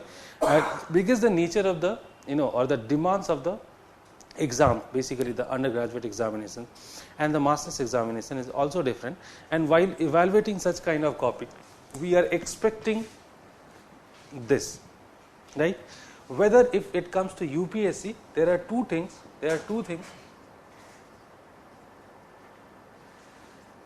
which we are expecting, that is first understanding and second historiography, right? And somehow there is a limitation that we need to write the answers of 10 markers, 15 markers and 20 markers, right? So, and that is why you cannot put all the historiographies in those kind of questions, because in academics you are writing an answers of 60 marker questions, or we can say you are writing an answer, right, of writing a long answer, right? So there we can apply these kind of things in an extensive way, but here you have to be very clear that what kind of historiography must be used in this answer. So we are going to use only the historiography, to that extent which could be applied in the answer writing, right? So we are not going into that much detail, because if you have covered the history with that particular perspective, right, in that case definitely it is going to be problematic for us to use that in your answer, because your answer, the first thing which requires, that is understanding, or we can say content, right? So we have to club both this idea, content and historiography, in such a way that it could make a balance, right? And as I told you that basically we are going to use the popular historiography, and that is why we completely rely on that, right? And if I am telling you more, in that case I will just tell you that okay, this could be this cannot be used in your answer writing, but for the sake of information you just know about that, right? So there should be very much clarity about the things that we are going to use in answer writing, right? Now the first thing that I left completely, that is sources, right? So why the sources are very important? So far at least you will be able to understand one thing, that without sources there is no point of history, right? Because anything which is not based on source, that is historical fiction, right? And we are going to study history as an a discipline, and that is why the sources must be used, right? But in paper 1, the sources are more important, because as we'll move from ancient to the modern, you'll find that the vagueness of history is getting less in modern. Reason is very simple, because if you're comparing the ancient with the modern period, you'll find one thing. During the modern period, we got the concept of archives, we got the concept of storing, or we got the concept of preserving the documents, right? Apart from that, so many other things are there. Suppose I am a person doing research on modern, right? So what are the things that could be used by me, right? Official documents, right? Newspapers, right?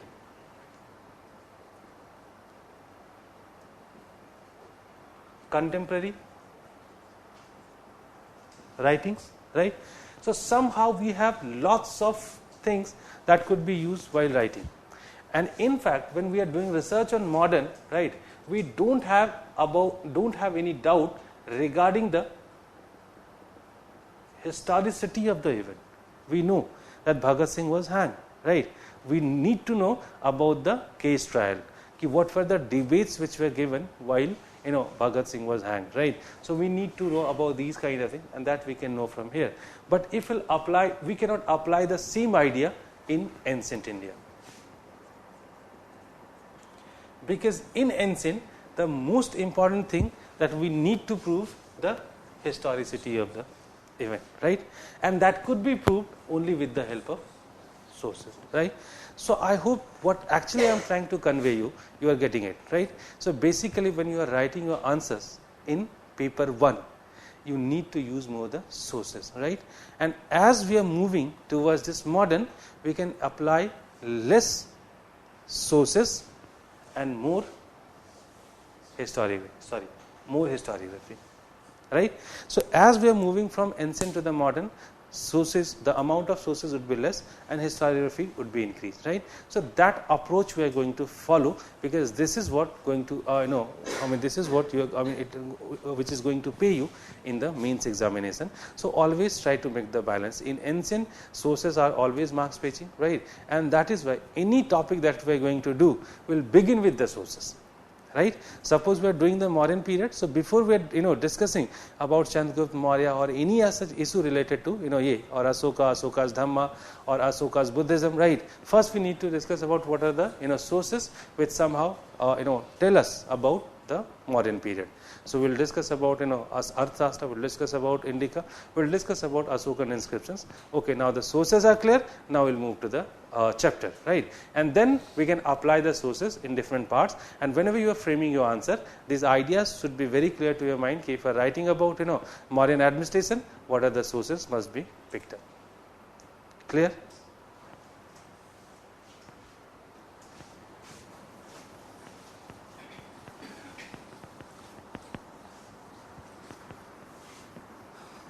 Have you studied sources from the NCERT?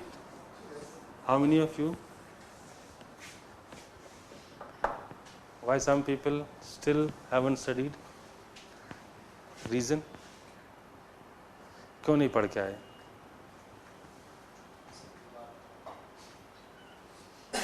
What about you? Sorry? You don't know? आप नहीं पढ़ के आए, ये भी नहीं पता आपको, क्यों नहीं पढ़ के आए आप? I just asked you to, read sources from NCERT. What about you? You have studied. You have studied. Okay, that's good. At least NCERT, that will hardly take half an hour. Right? So come after reading the NCERT. Okay, fine. So I hope you understand the sources. Right? So as the sources are there, and as you can understand the importance of sources, right, for history writing, so the sources could be divided into two parts, right? Sorry.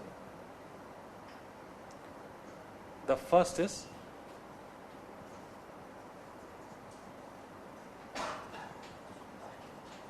archaeological sources, literary sources, right? Now, as far as this archaeological sources are concerned, that could be divided further into many subcategories, right? So the first thing that we need to discuss, what exactly is archaeological sources? Any physical remain or any material remain which is left to us by our ancestors, right, known as archaeological source. So it might be anything, right? Or sorry, it may be anything, right? Anything which was used by the people, right, by the ancient people, and which is still left, right, that could be used by us as a source, and that is known as archaeological sources, right? So as far as this archaeological sources are concerned, so the first thing which is known as mounds, right? The second thing, that is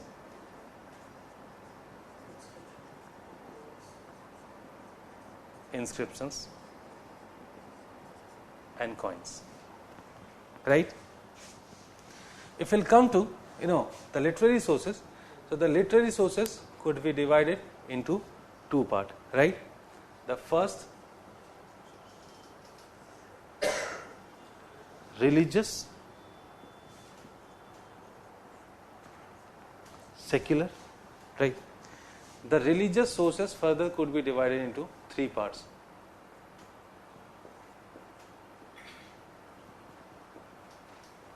Brahmanical sources, Buddhist, Jain, and mind you, at least these two are very important, right? And in numbers of times we have to quote this, Brahmanical and Buddhist sources, right? If we'll come to the secular literature, that could be divided into two parts, Indian and foreign sources, right? Now, once it comes to Indian history writing, right, I'll just give a single statement that it is always the literary sources which have been used more for history writing of India, right? Suppose this is the question, and I think you have studied that much that you can justify the statement and you can write the answer. So suppose if I am asking this the same question, to what extent you think that for Indian history writing the historians more relied on literary sources? From where you will start your answer?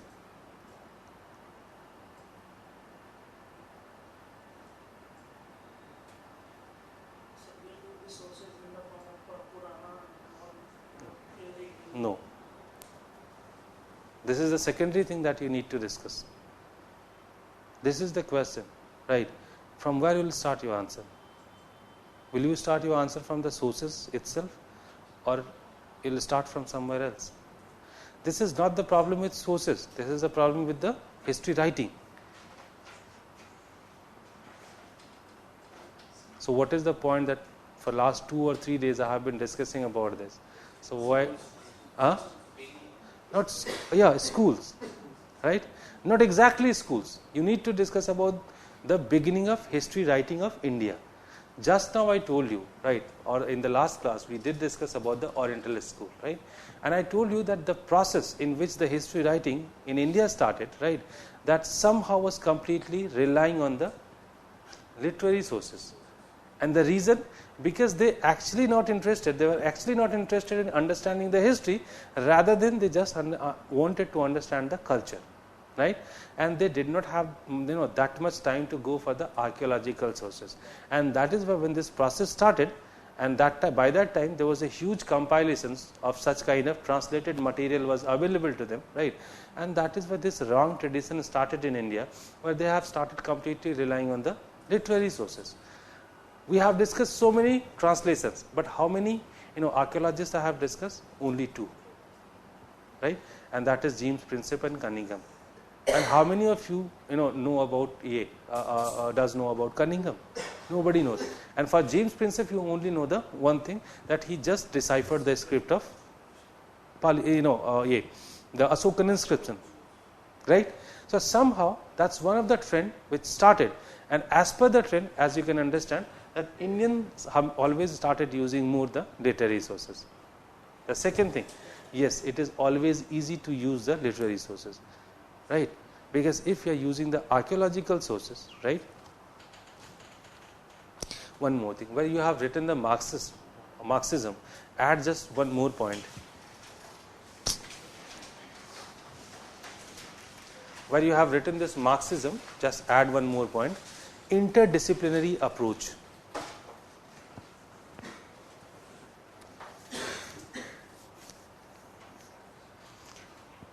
The positive side of Marxism, right? You write the interdisciplinary approach.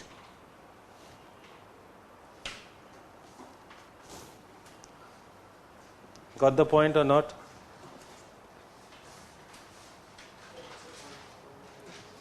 You didn't get it? Look, initially history meant always history, right?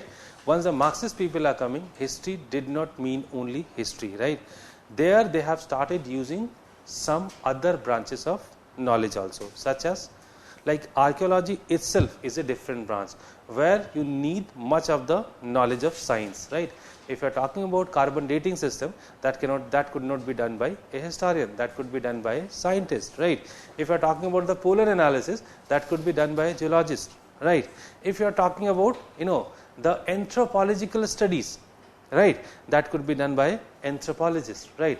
If you are trying to study the human behavior, you needed to take the help of a sociologist, right? If you are trying to analyze the data, you need someone who could analyze the data, and in fact, which is also known as the quantitative history, right? So there were so many things which have been completely ignored. Let me tell you. Let me give you one example. Like I'm just working on some economy of during the modern India, right? Suppose this is my research topic. I'm working on this, right? So okay, fine. I'm just writing that few people were engaged in handicraft. Now that few is not defining much of the thing, right? Or I'm writing some, or I'm writing a good number of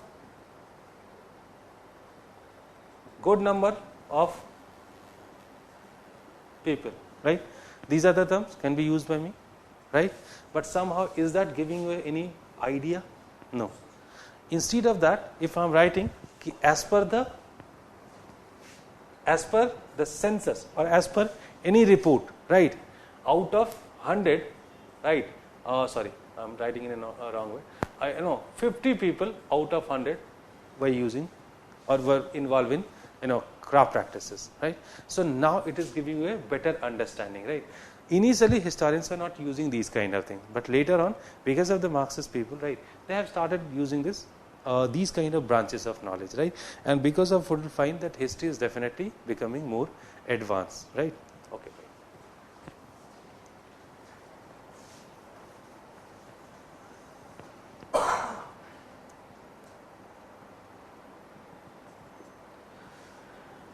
So, okay, this is the question that I asked you. Okay, fine, we got diverted from some. So, the second point that I was discussing, what was the point? The first point I told you about the beginning of the history writing, right? And the second thing that,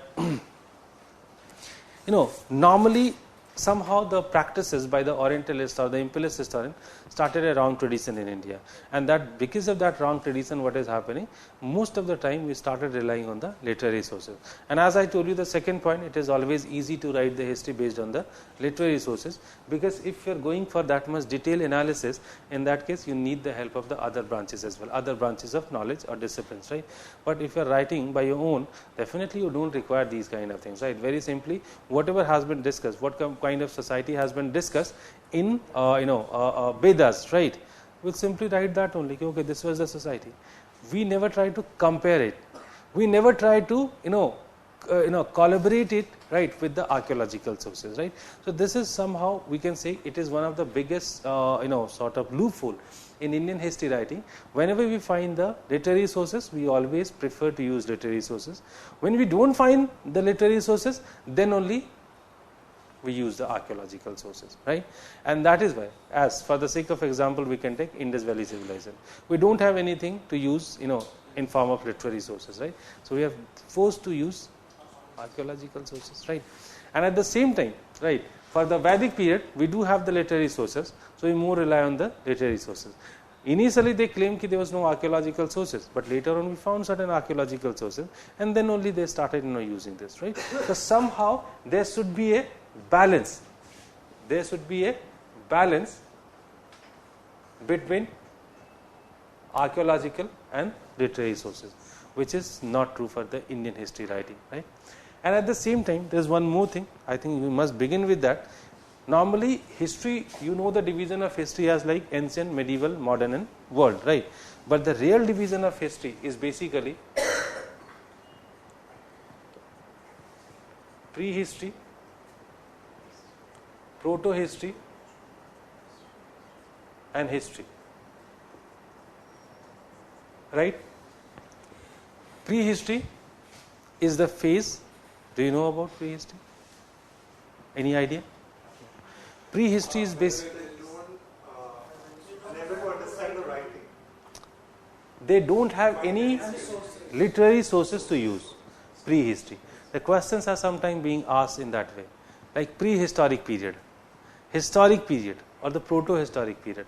Sometimes you just see and notice such kind of terms in the questions, right? So once they are saying prehistoric, right, so you must have a fair idea what exactly prehistory is, right? So prehistory means that they don't have any literary sources, right? Only archaeological sources are based to create the history, right? That's the idea, right?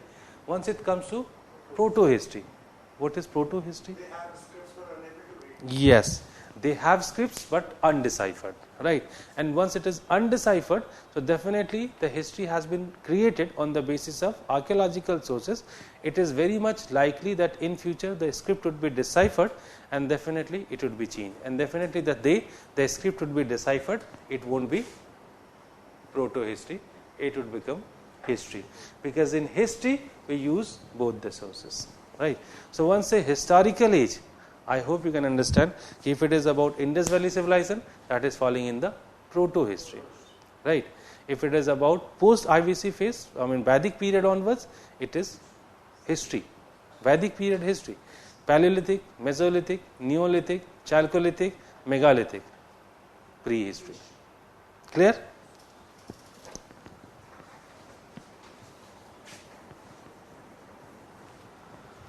So once it comes to archaeological sources, so as I told you that archaeological sources have never been that much important in Indian history writing, but gradually the scenario is changing, and as I told you that after the coming of the Marxist people, at least, right, you'll find as the history became interdisciplinary, and that is why somehow I remember the point, and I told you that then we'll find that the archaeological sources are gradually becoming important, right? So once we'll discuss about the archaeological sources, so basically we need to discuss about these three forms of archaeological sources. The first thing, right, let us first discuss about the general description of this, right? So the mounds. So what are basically mounds? Normally people or the society prefer to live or to settle down on a slightly higher place. Reason for that? Okay, fine. They can they could save themselves from the flood. What else? Is it the only reason because of what they always prefer to? Such as? हम लोग भी घर बनाते हैं तो ऊपर बनाते हैं. Have you ever noticed that? You understand Hindi or not? You understand? Okay, right. Whenever we people are also making house, right, we always prefer to make a house on a higher. If it is not like that, in that case we are just putting some, I'm just trying to label, increase the label of the, But it is not about that. It is somehow people always prefer to, if this is the area, so people will prefer to live here, not here. So one reason that he is giving regarding flood, fine, acceptable. What else? Okay, fine, protection from any other sort of such kind of thing, right? Okay, accepted. ठीक है. और कुछ बताइए.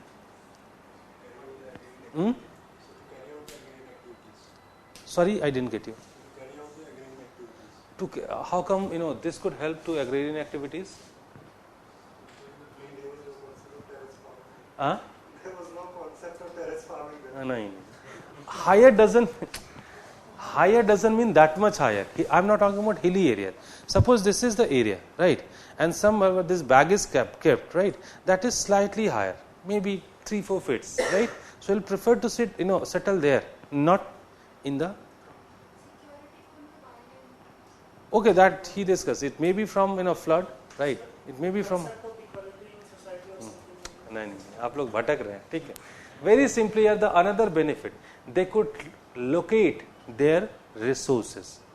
If they are settled in a slightly upper place, they could locate their resources. If any resource is there, so somehow if they are located on a slightly higher position or higher label, so they could see that what are the things around him, right?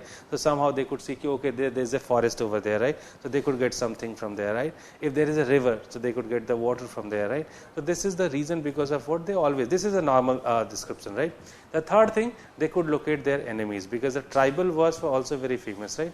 So any such situation is that they could locate at least okay, some people were coming towards them, so they'll be ready to fight at least, right? So these are some benefits. So this is a common tendency. I'm trying to generalize. This is necessarily, it cannot be applied, right? But this is not whatever I'll be discussing in the class, right? One thing you always remember, and always remember this thing, that whatever I'm discussing in this class, these all are ultimately the information from the books, right? Except certain stories, right? Fine. So normally this is the tendency that could be seen among the people, right? So I think it is quite easy to understand if some society decided to live here, right? Something happened and that became completely, that society or that settlement got completely ruined, right? Fine. So whatever it got mixed with this earth only, and then finally the next community is coming and they decided to live here, right? Because it is slightly upward, right? And again the same thing is happening, right? And again the next community is coming and they'll decide to settle here only. And somehow that's the reason that whenever the archaeologists are hunting for such kind of places where they could excavate that place which could be excavated by them, what they are doing, if the area is like this, it's plain area, right? And somewhere here they find it is slightly upward, right? So they'll excavate this particular part of it, right? I don't know that you people ever got the chance to see. I hope you might have visited such sites. No, you haven't visited. Very frequently I used to take my students to such kind of archaeological sites, okay? And recently I just went to 2 sites. One that was in Purana Killa only. Purana Killa तो सबको पता होगा. You all must be. हाँ, वो पता होगा, मुझे पता है. You all must be knowing about Purana Killa. At least those who are from Delhi, they must be knowing about Purana Killa, right? Okay, fine. So in Purana Killa, the excavations were going on, right? And so very frequently we come to interact such kind of people, right? Anyways, and the other place was Dhalavira, right? So we both in both the places we just took the a tour of our students. So somehow we are also getting the opportunity to see, and in fact if you are studying history, these are amazing places, right? So somehow I hope you are getting the point why these people always decided to settle in a slightly upward area, right? So that's the tendency, because of what we'll find the very good layers of the culture, right? That yes, if it okay, fine, there was some I mean to say the Mahajanpada people were there, right? And then we'll find the Mauryan people are there, right? Then we'll find the post-Mauryan people are there, right? And then we'll find that the Gupta culture was there. So in that way we'll find a good layer of cultures, right? And that's the beauty of the A. And in fact that will actually surprise you when we'll see such kind of excavated sites, because you'll find the layers, right? The color of the soil is changing, right? And the artifacts that we are receiving from the excavations that are changing. एक level से जो pottery निकल रहा है, दूसरे level में दूसरे तरीके की निकलने शुरू हो जाती है, ठीक है? So somehow if you have seen such kind of things, you'll experience such kind of sites, you'll feel the the beauty of this, right? So somehow, so mounds are definitely the best source to study about history, because the mounds are giving you giving you a sort of chronological study of different layers of culture, a chronological understanding of different levels of culture, right? So that is why this kind of excavations could be seen in India. So this is the way of excavation in India, which is known as vertical excavation, right? There was another form of excavation that is known as horizontal, right? So the horizontal excavations are taking place like this way. So instead of going this way, they are excavating this way, right? So if it is being excavated in this way, so this is giving you the extended picture of the site, right?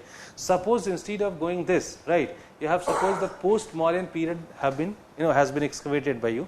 So only the post-Mauryan period you have excavated, and this is giving you a detailed picture of the area, right? But somehow there are few problems also. Whenever we excavate such sites, we always think we try to receive the artifacts being used by the people. But do you think that this is true? Why?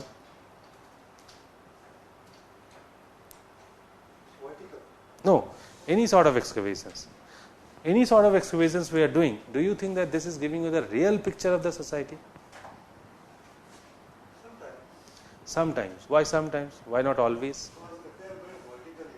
It's not about vertical and horizontal. Very simply, like, sorry? Might be one point, right? That yes, most of the materials are perishable, right? And in fact they had to go through numbers of conditions, right? And it is very much likely that the materials, if it is perishable, it would be lost completely, right? If it is not perishable, even though there were so many things could happen to it, right? And the most importantly, that whenever we are excavating any site, so normally we find those things which were actually abandoned by or which were left by them. Suppose they are moving from here to some other region, that is where this area is is getting vacant, right? So while leaving this particular area, right, they are always leaving the thing, or they are they are just putting, I mean they are not carrying those stuff which are basically now not of their use, right? So basically, and definitely the point C is making, both the points are correct, right? So basically what is happening, the things which were left by them, it may be possible that these were always not very important. Sometimes the things which were not of their requirement, that is why they left those things, and they left. It may be possible due to some reason, because of any disease or something like, they all died, right? And because of what is happening, all the things we got, right, except the perishable material. So that's the reason. So that is why we can't say always if we are excavating any site, it means that we are giving the the complete picture of the society. We cannot claim that. They may also be outdated stuff. Maybe outdated stuff, and that is where they left that, right? Maybe now it is not that much important for them, right? So anything may happen, right? And that is why we can't say yes, these are giving the complete detailed picture of any site, but at the same time we didn't have any other choice also. We don't have any other choice also. So whatever the material we are left with now, we just try to interpret those materials and we try to find out the things. Now the question is that, what kind of materials normally we find, right? So there were two sort of materials, perishable and non-perishable, right? So if it is perishable, so chances are very less that we'll receive some such kind of things. But sometimes what is happening, if it is perishable, even though it is left, how come? Because the perishable things are basically getting destroyed only if they are, in contact with the environment, right? If it is not with the contact, in the contact with the environment, and it is completely suppressed by, two layers, so somehow it is, it is remaining to us in the same condition, right? And that is why sometimes we also receive the perishable stuff also, right? So that might be one sort of thing, right? And then what might be the some others, sort of thing, like a non-perishable material such as pottery, tools being used by them, right? And yes, the tools, pottery, there are very less chance of getting the clothes, but even though sometimes we find the clothes, and some toys, jewelry, right? So these are the stuff that normally we receive, right? And that is why we can say yes, it is definitely a good source to know about the history, right? And that is why the mounds are definitely the valuable source, right? But somehow any direct question is not coming from the mounds, right? The possibilities are not there, but anyhow any question is coming, so somehow you can manage the question, right? Now moving towards the next section, so the inscription, right? As far as this inscription is there, so what you understand by the inscription? What do you understand by the inscriptions?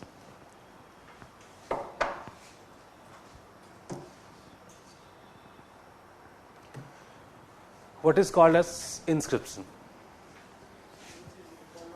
Written on a piece of It may be anything, right?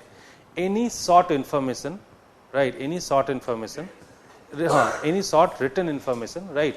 On any sort of stuff, right? It may be stone, right? It may be pillars, it may be walls, right? And sometimes the informations which are even written on some plates, right? Like the copper plates and all. So although these are like, because they did not have any such stuff like paper, and that is why these kind of informations were also written on such kind of plates, but these are also included in the inscriptions, right? Seeds, seals, definitely not. In the seals we don't find any sort of writing.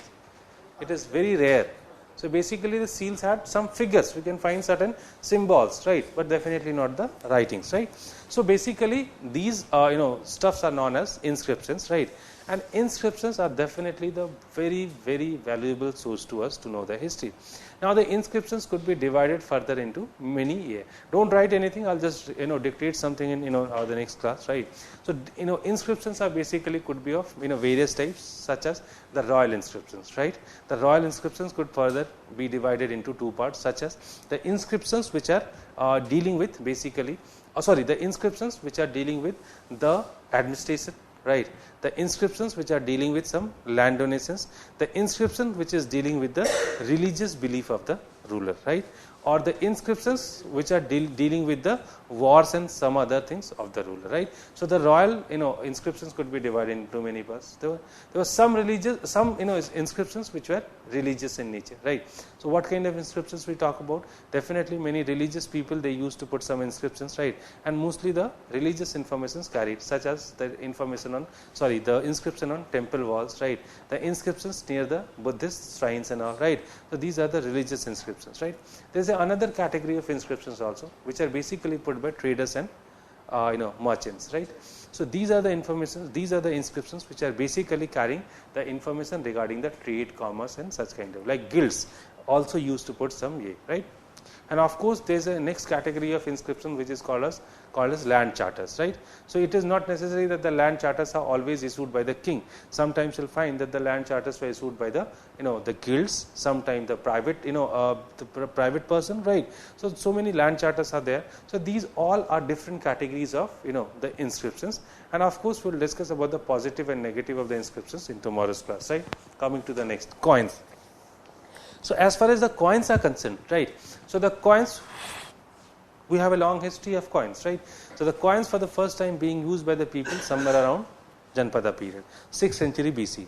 Look, whenever we talk about coins, so it is all about the urbanization and some other thing, because coins are used only if there is a sort of urbanization, right? Because if you are talking about the urban area where that area is known for trade and commerce and some other things, right? So because of that, the coins are becoming very coins are becoming must, because without coins you cannot regulate the exchanges in the urban areas. Getting my point? I think I did discuss this particular topic earlier also. No. In rural areas you can control the exchanges on kinship relationship very easily, right? Because we all people are having certain sort of relationship, right? And that is why we all live in a single village, right? And okay, exchanges are very much owned, which is known as barter system, right? But do you think that these kind of relationship could control the exchanges in the urban areas? Somebody is coming to IVC or Harappa from Mesopotamia to give something or buy something, right? So do you think that this fellow is taking some stuff from here, right? And after 1 year he'll come again to pay us in some other stuff? No, definitely this is not taking place, right? So the exchanges must be regulated or must be finished just now.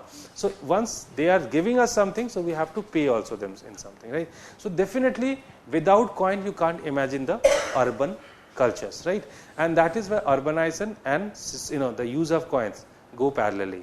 And Mahajanpada period, as it is known as the second urbanization, and it is quite obvious why the money was has to be there, right? And that is where the coinage culture started. Normally these coins were of silver, right? And here onwards the story goes on, and with the coming of the Indo-Greeks, Sakas and the Kusanas, as you do know, much advancement in the coinage culture is coming. And now what kind of changes could be noticed in the coinage culture? Now double die struck coin, and then many informations they started putting in coins, right? So many informations that could be seen in the coins, right? So this is the new development. And as we move to the next phase, like the Satavahanas and all, they started also they started minting the coins of various types, like the lead coins, the protein coins, and some other things, right? And as you do know, during the Gupta period, now what is happening? We find maximum number of gold coins, right? And finally we find a decline in the coins, right? So that's a brief history of coins during this ancient India. But the coins are definitely important to us, as these are carrying many valuable informations, right? Numbers of valuable information we find in the coins. That's the utility of coins, and that again we'll discuss the positive sides and the negative sides of the coins, right? So that's all about the archaeological sources. And as we have just briefly seen those sources, now we'll just see it in terms of questions, right? That what kind of questions are possible from here, and we'll try to get the points of those questions, right? So somehow it can fulfill our requirements, right? So that's in that way we'll just finish this archaeological sources. And literary sources will take some time. Why? Because there were few literary sources that must be covered while doing the topics, but few literary sources I'll cover here only, right? Such as, like we're talking about Purana, they are asking specific question on Purana. Biographies such as Harcharit and all. So there were few literary sources we'll try to cover here, and few will cover over the time, right, with the topic only. That's it from for today, right? So now we'll meet again tomorrow, right, to discuss it further. So tomorrow we'll begin.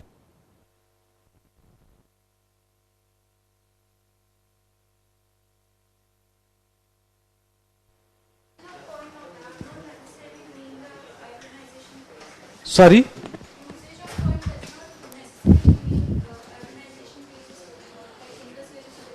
Look, for as far as this Indus Valley civilization is there, so this is sort of a curious issue, right? That it was not possible that without using coins they were controlling the trade, right? But somehow we haven't received anything so far, and as the archaeological sources does not approve that, so far we can say yes, it may be possible that without that, without any coins they were controlling it. But maybe once the script is deciphered, so we can come up with some other conclusions, right? So far, yes, the coins were not there, but yes, the coins and the urbanization normally go parallelly. And as we'll find that the urbanization, like just now I told you that once we'll find that there is an increase in our urbanization, simultaneously we'll find an advanced coinage culture. Decrease in urbanization, the coinage culture is also declining. Again after 10th century, you'll find that there is an advancement coming in, because that is supposed to be the third urbanization, right? So normally these two goes parallelly. Sorry? Well, painting is basically, it's definitely a source, right? But there was no need to cover it separately, right? Because in fractions or in scattered way, definitely the paintings will come. And specifically, we use the paintings for the, Stone Age, right? And then definitely after that, Mughal period. In between, the paintings are never used as sources, right? And that is why there was no use of covering it. So painting will come in which category? No, painting will come definitely when we'll do the architecture, the art and artistic era. So there will cover the paintings. Basically the Stone Age painting, the Gupta paintings and the post-Gupta paintings will cover there. Anything?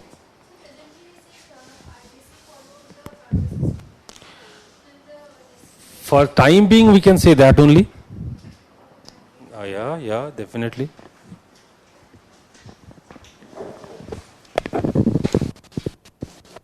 Tomorrow 4:30.